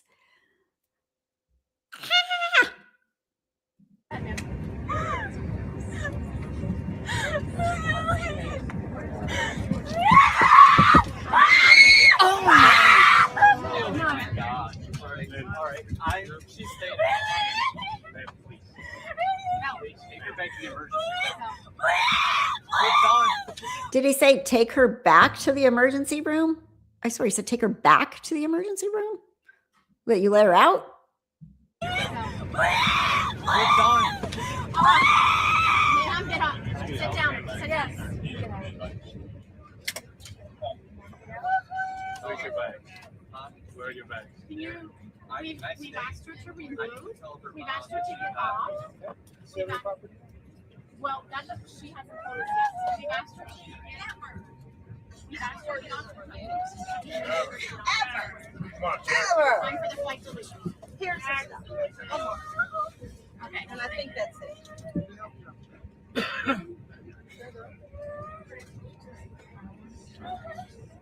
Watching these, I don't miss that job at all.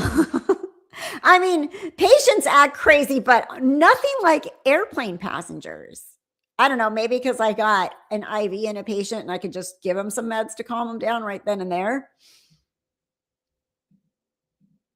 Yeah, he did. He lost his marbles, that other guy. I got 2 bags. I got 2 right there. Please don't leave me. I don't have a cell phone or anything. Please don't leave me.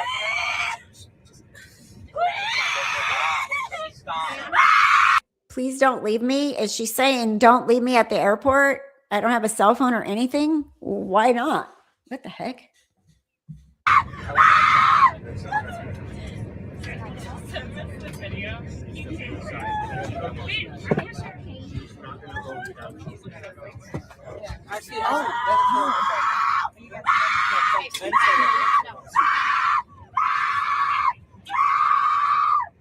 Oh, phew. Glad that one's over. Holy cow. All these flight attendants deserve a big raise. I'm always extremely kind and thankful to them. Yeah, you know what? And they don't get paid enough. I mean, honestly, like I said, when I went back in 2015 to work, I worked at United and I enjoyed the job. And it's great. They love having a nurse / flight attendant and on flights, but they don't pay. And they don't. I think with the newest contract with United, they maybe pay when they're still at the gate now. But for the most part, forever, years and years and years, you didn't get paid until plane pushes. So all that boarding time, you're not getting paid for. All this happening during boarding, you're not getting paid for it. Mama, holy cray cray, I can only listen. I was like, what the F? It is hard work. And you know, like I said, when I was 20, 21, 22, 23, 24, when I did it, when I was in my early 20s, it was fun. And I could live on little sleep and have fun on my layovers and stuff. But when I went back in 2015, the world has changed. I'd rather have them in a hospital bed where I have a needle and a doctor's order to subdue them. But yeah, the pay is... they appreciate even little things. Like I was thinking when I go on my flight this time to Greece, I'm going to bring maybe it's a little box of candy or something for them, because nobody does that. And it's always nice when somebody brings you just a little something as flight attendant appreciate, because they're stuck up there in the sky with crazy people and medical emergencies. That's a whole nother one. Every time I'm on a plane lately, there's a medical emergency or they need a medical person. And I'm like, what kind? Do you want a labor and delivery nurse? I can do that.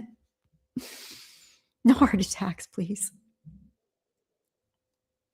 All right, let me get this one down.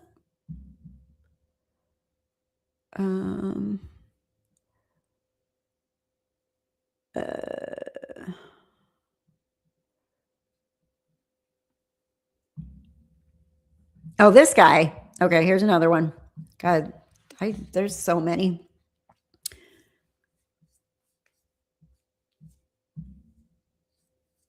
Okay. Listen to this guy. Socked in the face. Why? I'm American. You're the illegal. Yeah, you are. You're from Laredo. I know your grandparents. I've been here my whole life. No, you haven't. Whatever. You bought an illegal Social Security number. Who? I'm trying to figure out who he's calling illegal. Is it a flight attendant or is it a patient? Are they a patient? A passenger? See, I get my patients and my passengers mixed up in my head because they're kind of the same. Not all of them. I'm trying to figure out who he's. They're in the galley. Is he waiting by the bathroom? I'm trying to figure this out. You're racist. I saw her and her uncles and aunts and all cousins swim the goddamn Rio Grande. Okay, they're sitting at the bulkhead. So it's a galley or bathrooms right there. I don't know what kind of plane they're on. I'm from Tucson and Fort Worth, and she comes from the damn mail.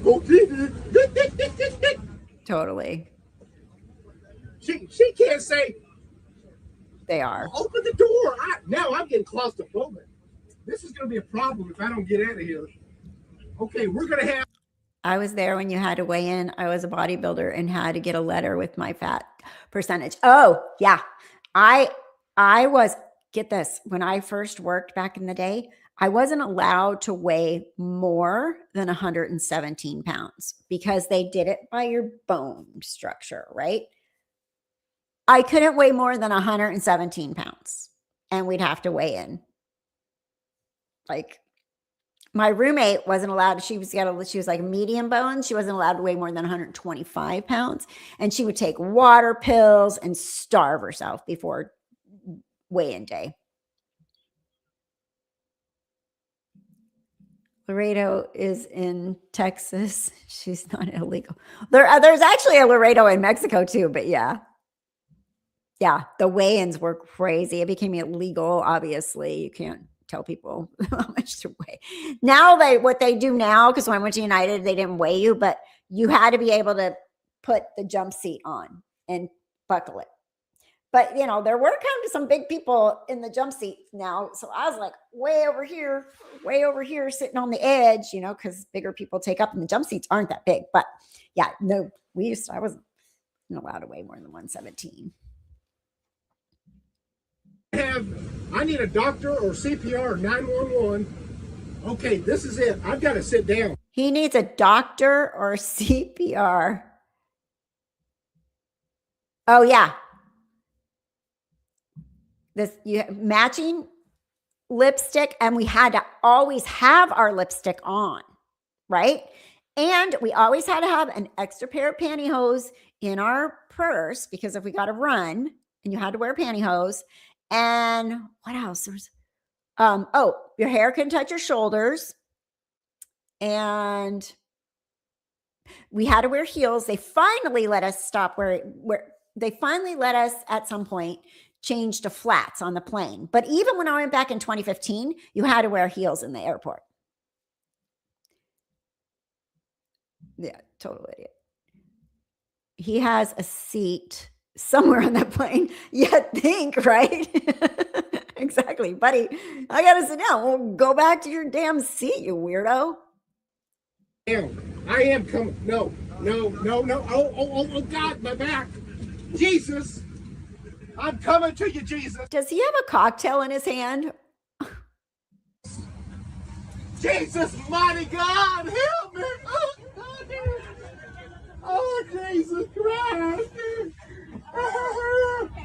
They really do Dude. I mean, what are you doing? You're super racist, and now you're faking like you're having a heart attack, which you're clearly not. You can see my crime videos on TikTok and Instagram. Yes, we do. My daddy died 9 months ago. Billy Bob of Fort Worth, Texas, the honky tonk owner.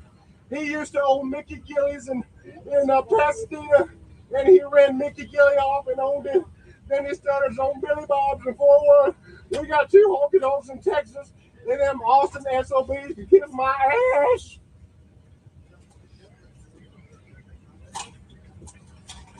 Other than that, we're having a good day. Oh, my goddamn knees. Hey. You fucking freak. Other than that, we're having a good day. Oh, my knees.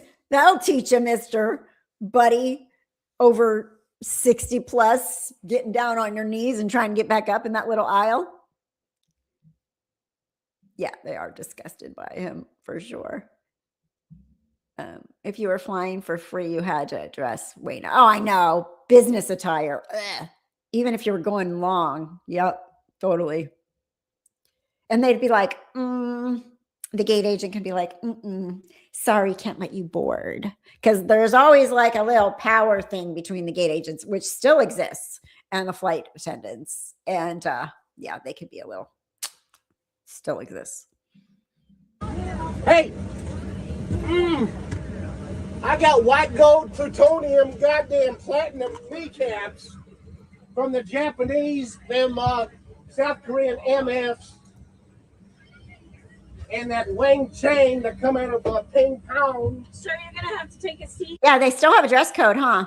I know. I remember that when I went back to United, like you can't wear leggings, no yoga pants, stuff like that. You had to dress casual but nice, right? You could dress casual but nice. It doesn't have to be business attire, but yeah.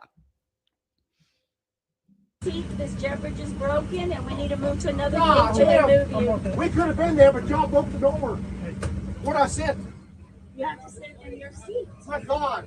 No, let me follow you. I don't like you behind me. Please. No, seriously. No, I'm not going to let you follow me. You go to your seat. Can you show me? Can you come in front of me? Go back to the same row you're in. Somebody give me a signal where I sat. He doesn't know where his seat is. Can you help me find my seat? I'm a blind nigga. Oh my God.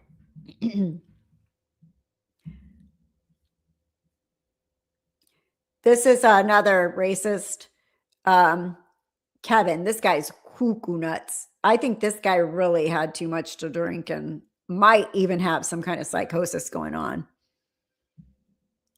Power Trip, remember that was like really show it there, like a reality show. Oh yeah, total Power Trips. Even when I was commuting, because when I went to United, I was based in San Francisco, and so, but I was on reserve, so I had like consolidate. I had like a crossbody purse on me, and then my carry-on and my roller bag, and this gate agent wasn't gonna let me on. I'm like, oh God, push it in there. Like, come on.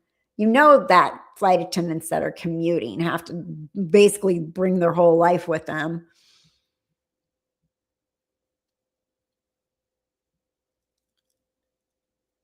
Everybody's acting like he didn't exist. The guy in the white shirt rolled his eyes. Okay, here we go. This guy.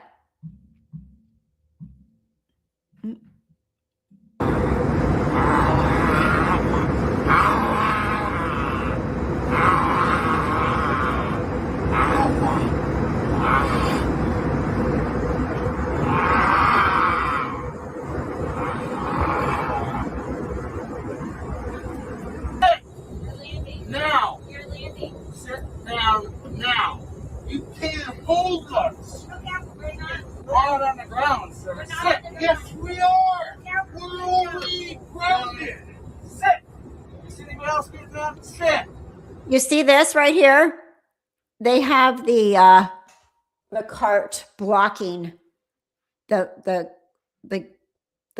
beverage cart blocking where the galley is to the flight deck because they are like, block that guy off. We're not letting him near the flight deck, right? What would you do if somebody acted that way? You'd be scared. Yeah, it's scary. And you don't have, like, you can't call 911 and get some cops there real quick. You're in the sky. God! Sit! You sit down in that seat and you stay. Don't fight it! Really? Sorry, folks, but that's what they think of America. They think. See, this is why I think he has some kind of mental illness or something going on, because now hear how his speech is very slow. Why they think there's something else going on with this guy. He needs meds and an ER. And it is disgrace. I think of America. Oh, they're on the ground now. As not disgrace. I think of America as not a disgrace. Really? Really? Really? Are you surprised? You're surprised the cops are taking you off this plane. And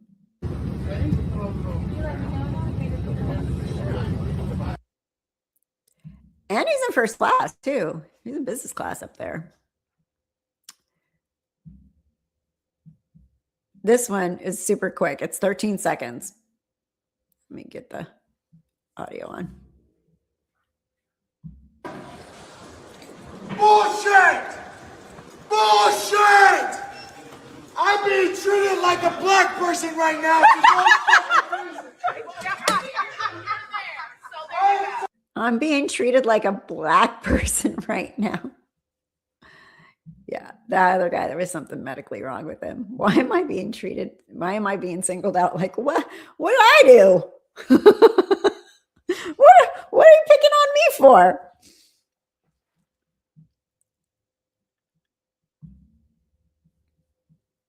This lady, let's just watch. Oops.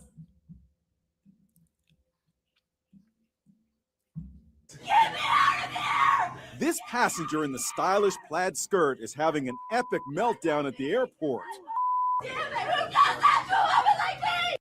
Epic meltdown at the airport. People do get really scary. So when I first started, like the first year of being at America West Airlines, it was a brand new airline and we were cross-trained. So we had to do everything. We had to work on the ramp, throw bags, baggage claim, ticket counter, gate, reservations, everything. They cross-trained us in everything, which was good because now it was like a knowledge to know what everybody's job is. But I remember working the gate and flights being delayed and people getting like that, like screaming, trying to jump over the counter and stuff at me.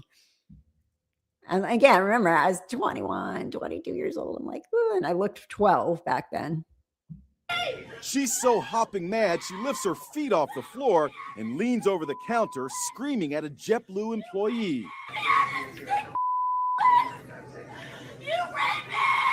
The shocking scene happened at the airport in Fort Lauderdale. 26-year-old Sabrina Thomas was not allowed.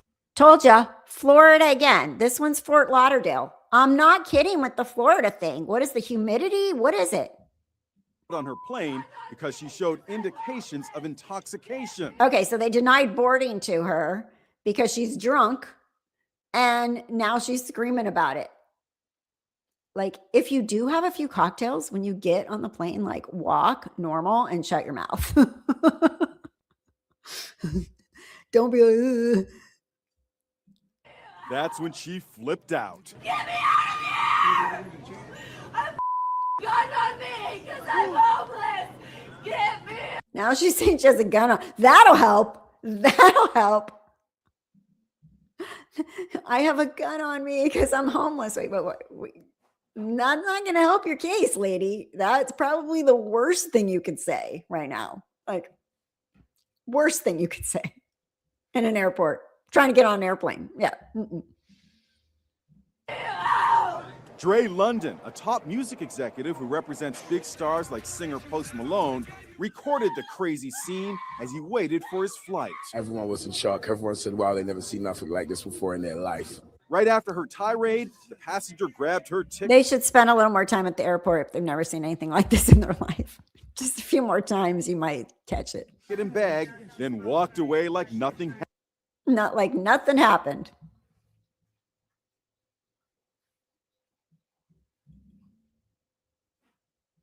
Okay, this one is 33 seconds. Hold on, let me get the audio.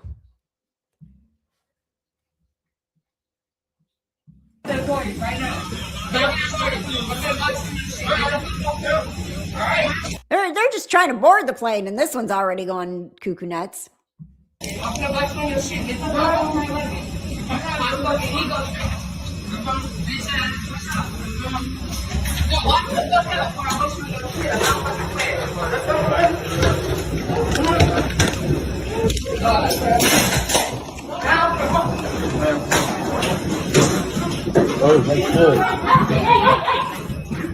Keep loading. Sorry, you're not going on this plane today, lady. I heard that summer is the busiest time for a police officer. The heat does things to people's brains. Common sense. Hello, funny, but no. Yeah, that's right.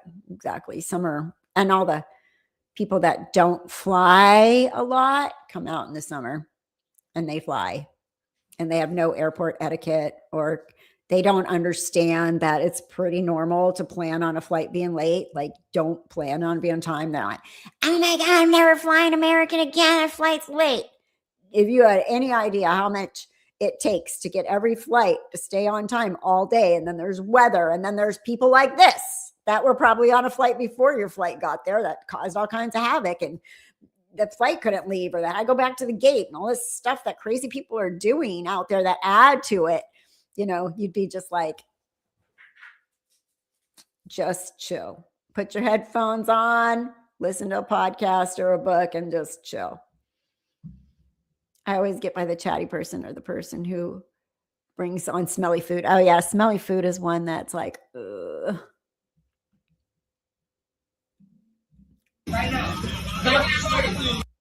Okay, let's see.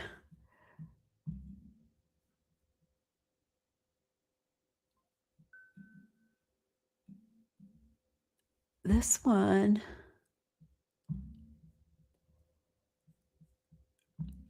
Yeah, they are too. Yeah. Oh my God. Also, remember when you had to tell passengers and fellow attendants they needed deodorant? Oh my God. People used to stink on the planes. And if somebody smells on a plane, they can be denied boarding because it's offensive to everybody sitting by you.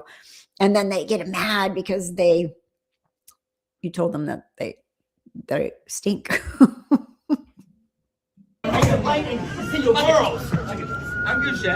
Oh, this one's funny. Okay, let's just. So this guy's all pissed off about a late flight or delayed or canceled. I don't know, something like that happens normally. And his partner that's with them is like, remember your girls, remember your I guess he has daughters, and he's telling them like, don't go TikTok famous. Because you're not going to make a flight and see your girls. I'm good, Chef. Remember your girls. I'm good, Chef. You don't care about the girls? You don't care about the girls. You don't care about the girls. Just hush. You don't care about the girls. Hello, everybody. Justin. American Airlines. Fuck this over. Again, like I'm saying, now it's an American Airlines flight because something happened. There was a weather, there was a delay, a broken thing on a plane that you can't fly with. God forbid you want it to go on time because, you know, it might be a maintenance thing that actually needs to be fixed. And these people crack me up at the airport that just sit there. Like, I don't know. I still would probably get up and move away from this situation. But everybody just sits there like, today's entertainment will be the gentleman over here. at gate B14. This is your pre-departure entertainment today. Start. Here we go. Listen, here. I'm not kidding. Don't. You don't care about the girls? So I want to tell you about Shelby. They're like, we're breaking up. Sorry. I know that dog. That poor dog. Shelby and Dolly. Shelby and Dolly. Remember I'm gonna do it for you. Shelby and Dolly. That's it. Shelby and Dolly. Remember them. Shelby and Dolly. Remember them. Shelby and Dolly. Remember them. Remember, you're acting up in public. Your poor kids are going to be like, yeah, my dad went to jail from being mad at the airline. And guess what, buddy? Your daughters can watch us. It's online. I am. I'm just trying to get home to the girls. Really. Look, I have much to say for dogs. Fuck off, bitch. Fuck off. He's in this lady's face, and she's like, she's in a wheelchair, right? She's in one of the wheelchairs. She's got her little service dog with her, and he's like telling her something, and she's like, please step away. And then he, F off, bitch, to her. Like, Sybil. Fuck off, bitch.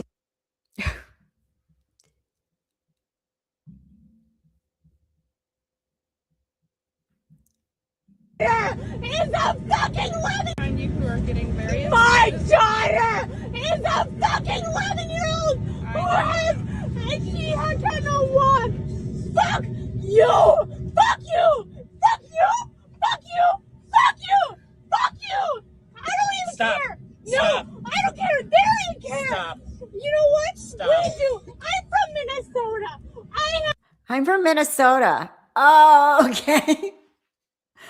Damn, it would have been perfect if she was from Florida, but I'm from Minnesota. Okay.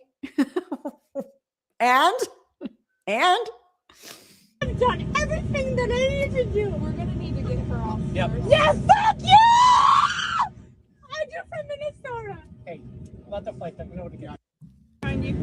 I'm from Minnesota. It matters for some reason. I don't know why it matters, but apparently it matters. Okay,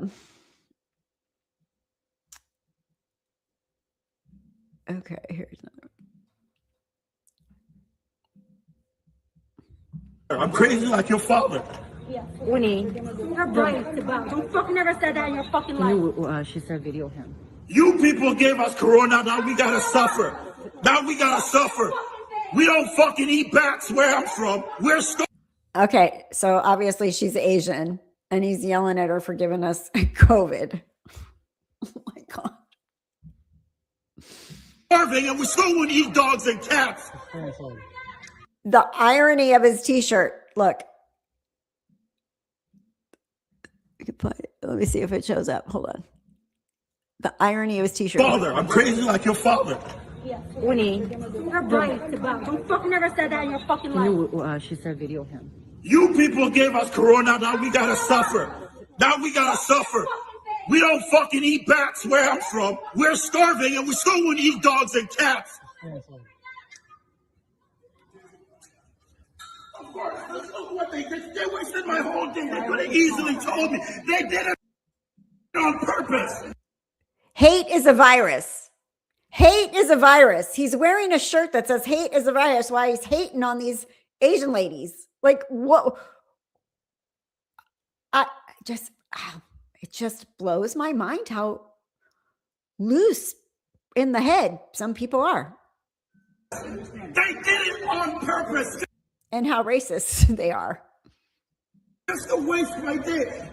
Thousands of dollars. My father.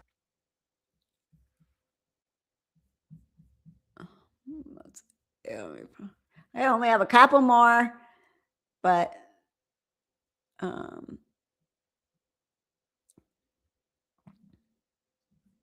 this one. Delayed at the airport. This lady decides to take it upon herself that she could just pick up the airport microphone. Oops, hold on. Let me get it up here.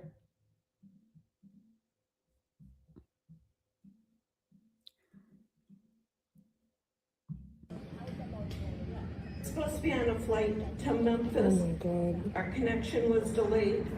We're at L24. Can you please open the gate? Girl, she is on. She's on the microphone. Like she went to the gate and picked up their microphone and she's like, can you please open the gate? Hello. We're on L24. We're supposed to be on the flight to Memphis. Hello. Oh, okay. There she is. On the mic right now. This is like public freakout level. Exactly. It is public freakout. O'Hare Airport. So they're in Chicago.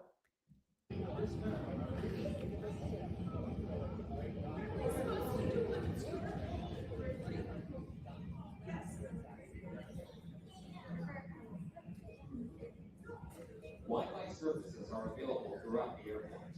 Set your SSID to Boingo Hotspot and launch your internet browser for more information.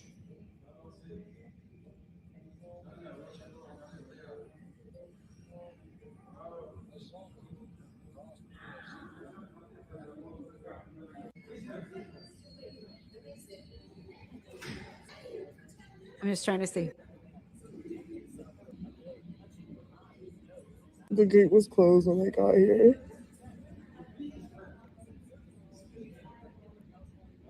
You missed your flight. Okay. There's not much you can hear on that one. Let me switch to this one.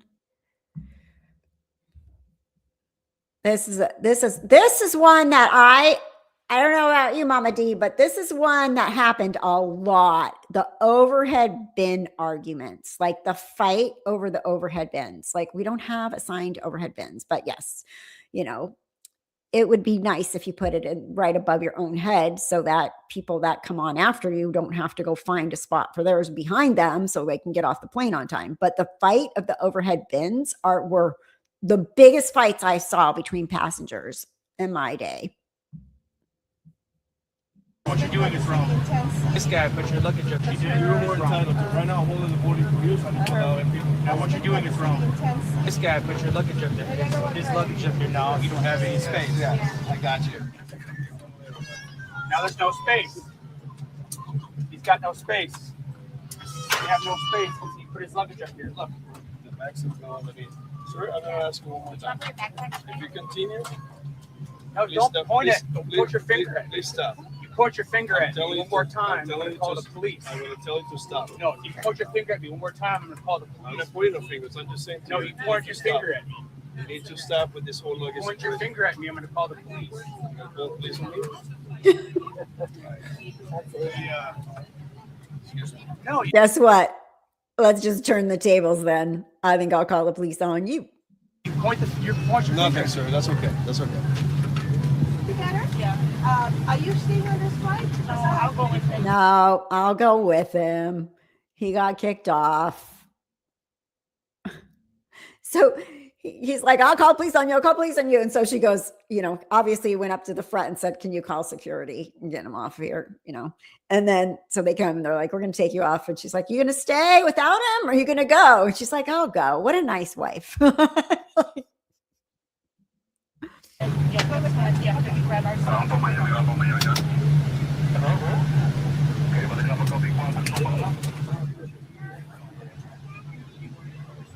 At least they actually get off, like without yelling and screaming.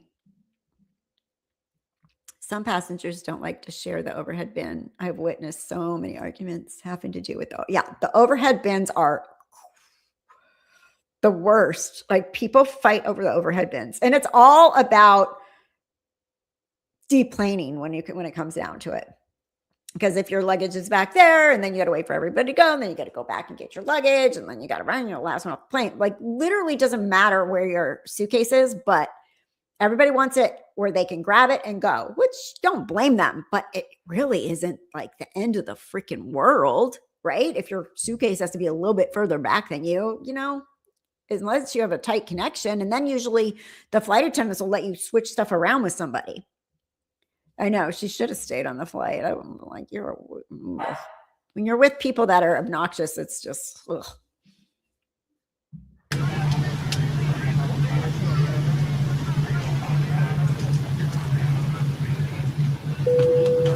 The seatbelt sign is on.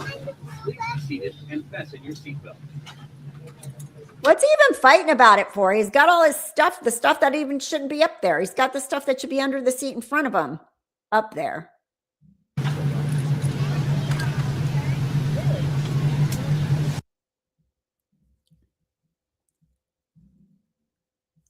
Oh, this one's funny. Okay, these people... I don't know why. This one just made me laugh so hard. I was going to pee my pants. Yep, now there's room in the red bin. Yeah, exactly.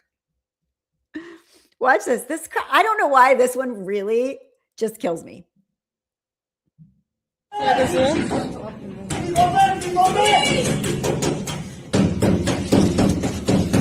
I'm taking a video. Come back.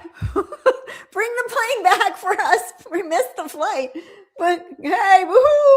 They're like banging. Like the pilots are probably like, hi there. We don't go backwards.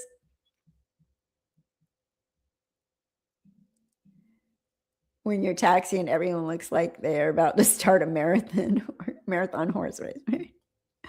Oh my God, this one just cracks me.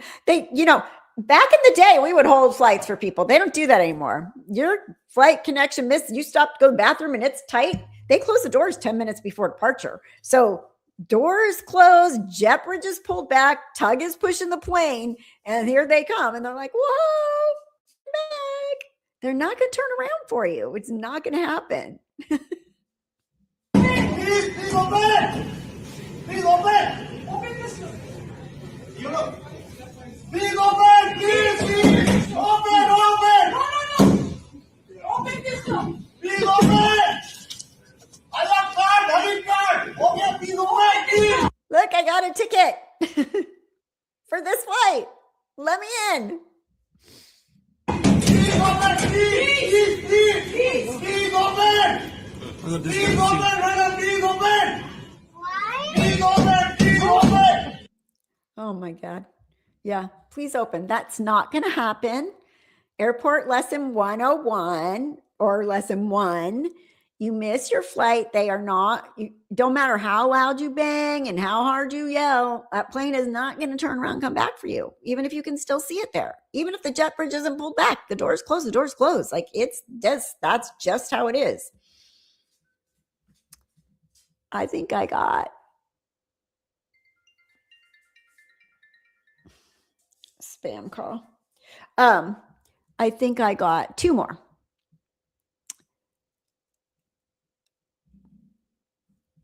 Oh, this one's weird too. These people are not like, dude, luckily this doesn't happen on every flight, but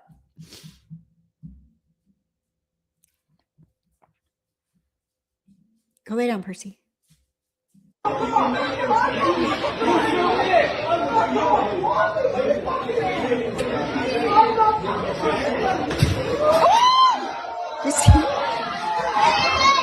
Did you see that? Did he knock his own person over? Hold on.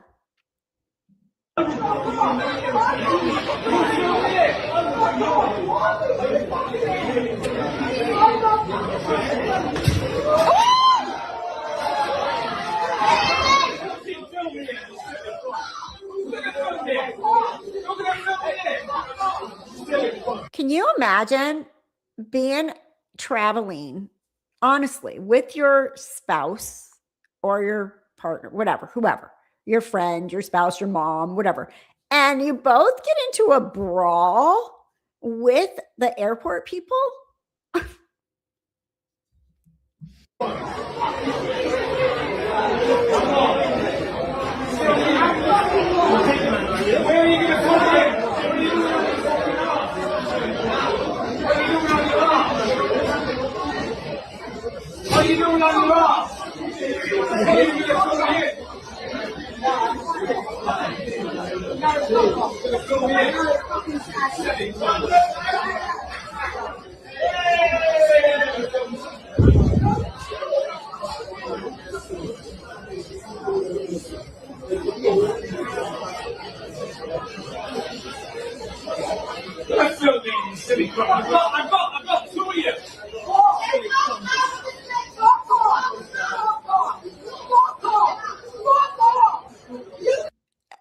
like, who is she yelling? Like everybody in the airport, F off, F off, F off. They're at the gate, right?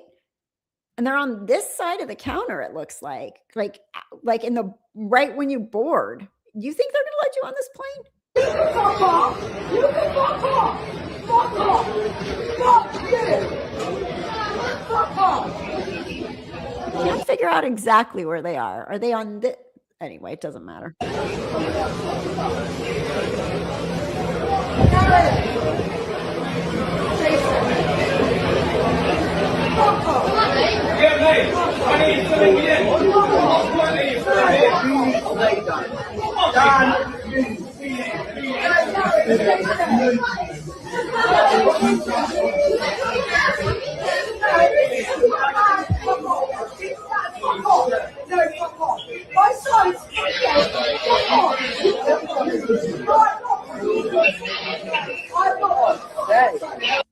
My husband was in a restaurant with the other sales guy one time. The plane had taxied out, but came back and got them?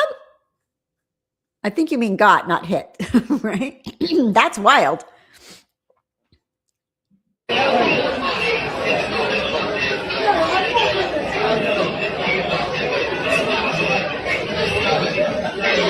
All right.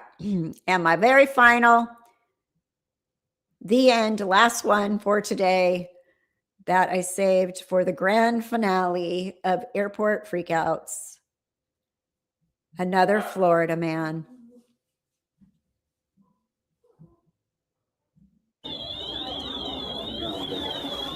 It already rung the alarm.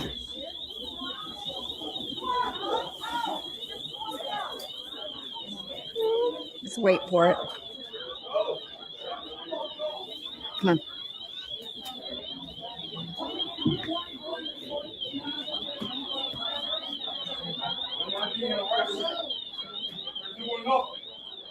So I'm not being arrested. Fuck you. Fuck you. Fucking asshole. Don't touch me. Nobody touch me.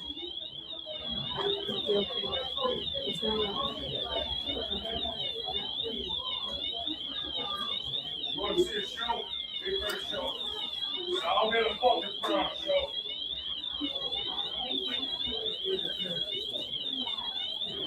Hurry up, motherfuckers. I'm gonna put up a fucking show. I had a couple drinks before goddamn play.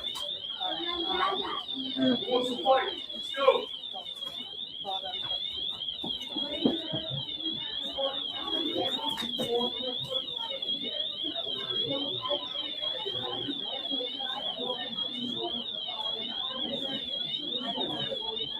Fuck off.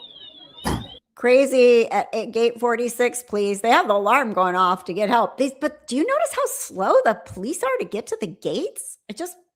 I feel like there should be police in every, like around every single concourse by, every 5 gates or so. Literally the way people act these days. Motherfucker, you couldn't let me in. Oh, you want to come out now? That'll let you in. They're going to let you in now.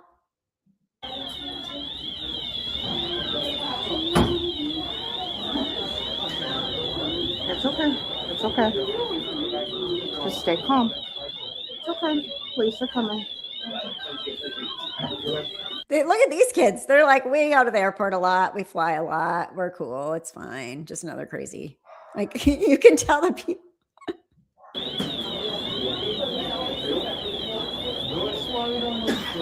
Yo, pal, don't even come over here.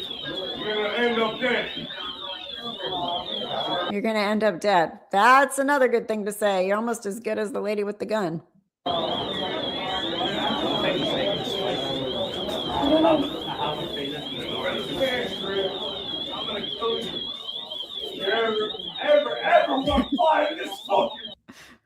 Right? Oh, sorry. Wait, where'd it go? Phil. Oh, we didn't hear you knocking. Come on in. Sorry. I had my earpods in. Didn't hear you.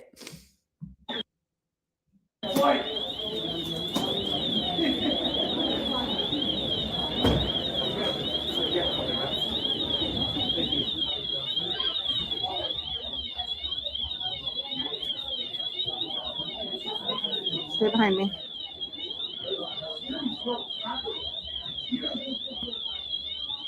Are you fucking dumb? Get the fuck away! Get the fuck away! If you're fucking smart, get the fuck away!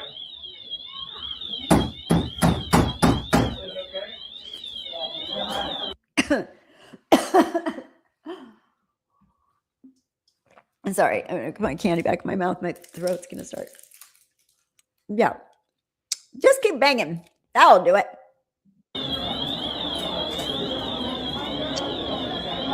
Somebody opened it from the other side.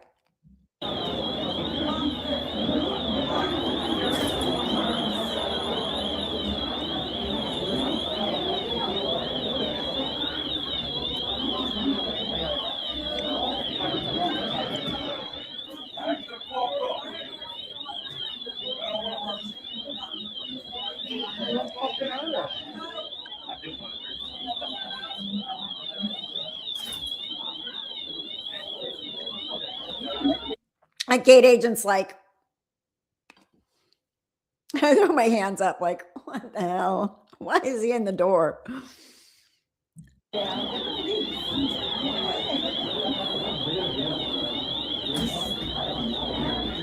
That's why I don't live in Florida. Do you hear somebody say, that's why I don't live in Florida? I'm telling you, I didn't even do this on purpose. I did not try to find Florida man, women, whatever, crazy. I didn't try. They just all kept coming up being Florida.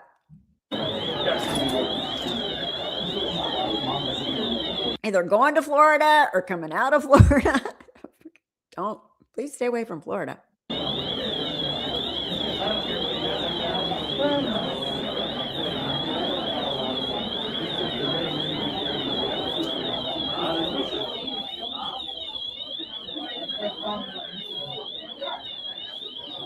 Nobody on that flight wants that escalate.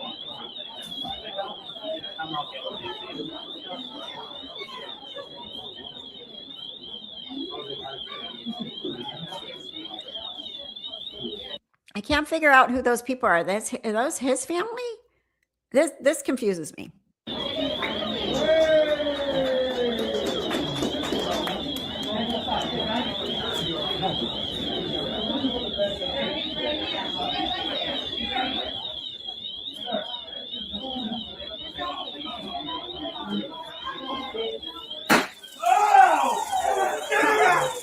It's getting tasered now. The cops are here.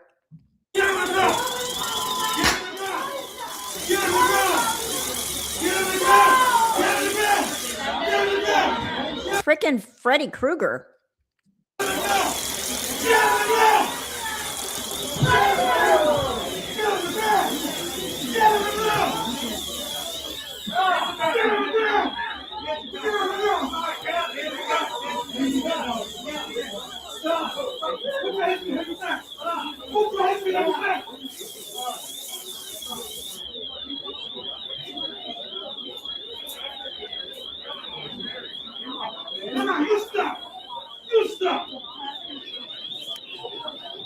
Just another day at the office.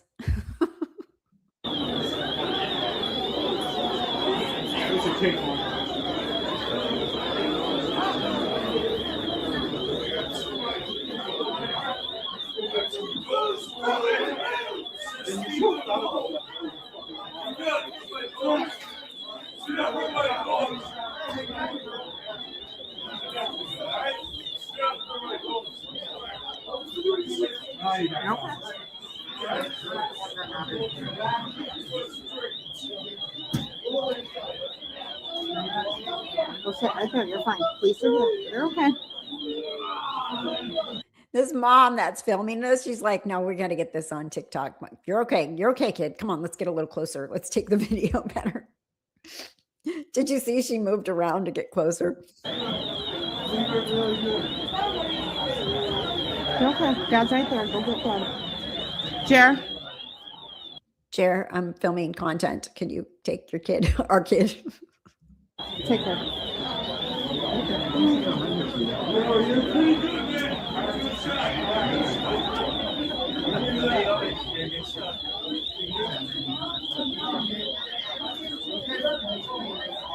No, I'm not doing Get up. I gotta stand up. You stand me up.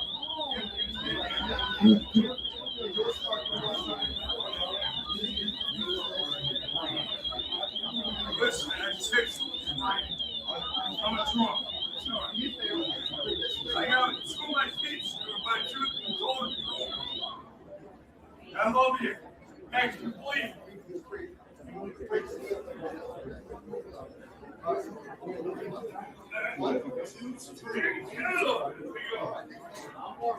All right, let's take a little ride to jail, buddy. Come on, sit in the wheelchair.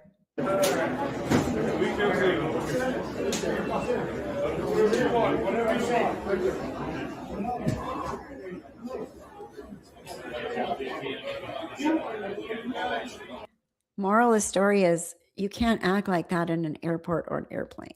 Like, you can't. I don't know where their brain goes that they think they can just do this.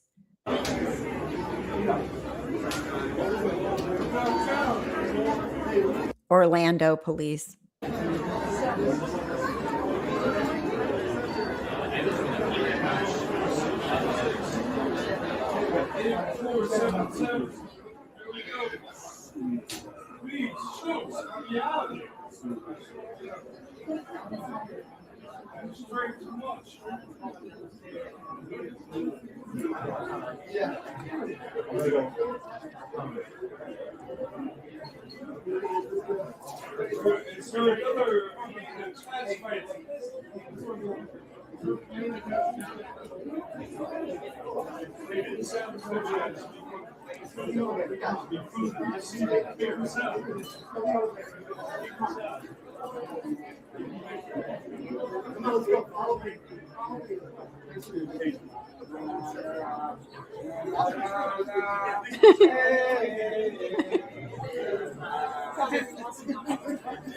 They're singing na na na na na. Hi, Galen. How are you? Gayla. How are you? Oh my God. Yep. So that was our live stream today. Very informative, educational, and entertaining. And don't act like a fool in the airport, because you will get on TikTok and on Instagram and on YouTube and on my live stream. Oh man, yeah. Well, you can watch replay. We went over a lot of crazy people. You're welcome. Thank you for being here. I do appreciate that very much. And to all of the people that performed for us today, we will, let's see. Phil was requesting applause, so we'll just do it for them. We will do it for them. Did I love being a flight attendant? Well, yes, I did enjoy it, especially when I was younger before I had my kids. I quit when I had my kids, and then I went back when they were almost all out of the house, but then I quit again because I was poor. I need more money than that. So it doesn't pay well. Yeah, go back and watch. But it's definitely, it's like a box of chocolates. You never know what you're going to get. Every day is different. Every flight group of passengers is different. Every flight crew you fly with is different. Sometimes the layovers are so fun because you got a great crew. Other times they're slamming clickers and they don't want to go do anything. And sometimes you don't either, especially if it's a short layover. But for the most part, I did enjoy it. I do miss it. I would do it again if I could get my nurse salary when I do it, but I can't. So I won't, because it's a big difference in pay. All right. Well, you're welcome. Thank you, guys. Okay. So don't forget, next week we are definitely going to do, well, we'll keep following Mackenzie. If anything new comes up there, of course. And we will, let me see. We will, I'm really, really excited to go over the Taylor Parker case with you guys, because that to me is just one of the ones that I blows my mind because it's an OB case and it's fetal abduction out of her body. And I don't know. The mind behind the thought process behind lying about a pregnancy and stealing a baby is just, whoa. No. Well, no, not really. I don't know what you consider well. It's decent, but early on, the first couple years, it's not so great. Eventually, like my friends that I started with that were flying with me back in the 80s, they're flight attendants for American Airlines still now. And, I've always made more money than them, even if they've been there 40 years once I switched to nursing. So, but I live in California and I was single mom raising my kids, divorced, but very little child support and stuff. So I couldn't afford to do it. If it's less than what a nurse makes, it's not that great. Yeah, you can go online and look at salaries, starting salaries for each airlines. Most of them are it's public because they're unionized. So it's right there. God, my nose itches today. Can't stop scratching it. But like Mama D said earlier, it's a great job. She did it too, but you might want to have a second job. Like if you could honestly, if I could make this channel or one of my channels grow to the point where it can make up the difference in money, might be a good choice, right? Something else that you can do too when you're not working. Thank you, Carolina. Always look forward to Wednesdays with you. Have a wonderful rest of your day, everyone. Thank you. So, look into it. If you're interested, it's worth doing if you can survive on the salary and wait until eventually you'll make more. But I couldn't afford it. But then again, my situation, I was already used to having my nurse salary when I went back and I was like, oh. You're a stay-at-home mom. Your kids just started school. So maybe when they're a little bit older. Okay, yeah, if you don't care about the money, you will enjoy the job. You will definitely enjoy the job if you've always wanted to do it. There's a lot of choices out there too. But I would go for a mainline airline. I would go for Delta, United, or American, maybe Southwest or Alaska. I wouldn't go for Spirit's gone, but I wouldn't go for those other airlines. I would try, if you really want to do it, I would try at the top. Try at the big ones. Try at the big mainline ones. You'll have more chances of flying international, and it's just better.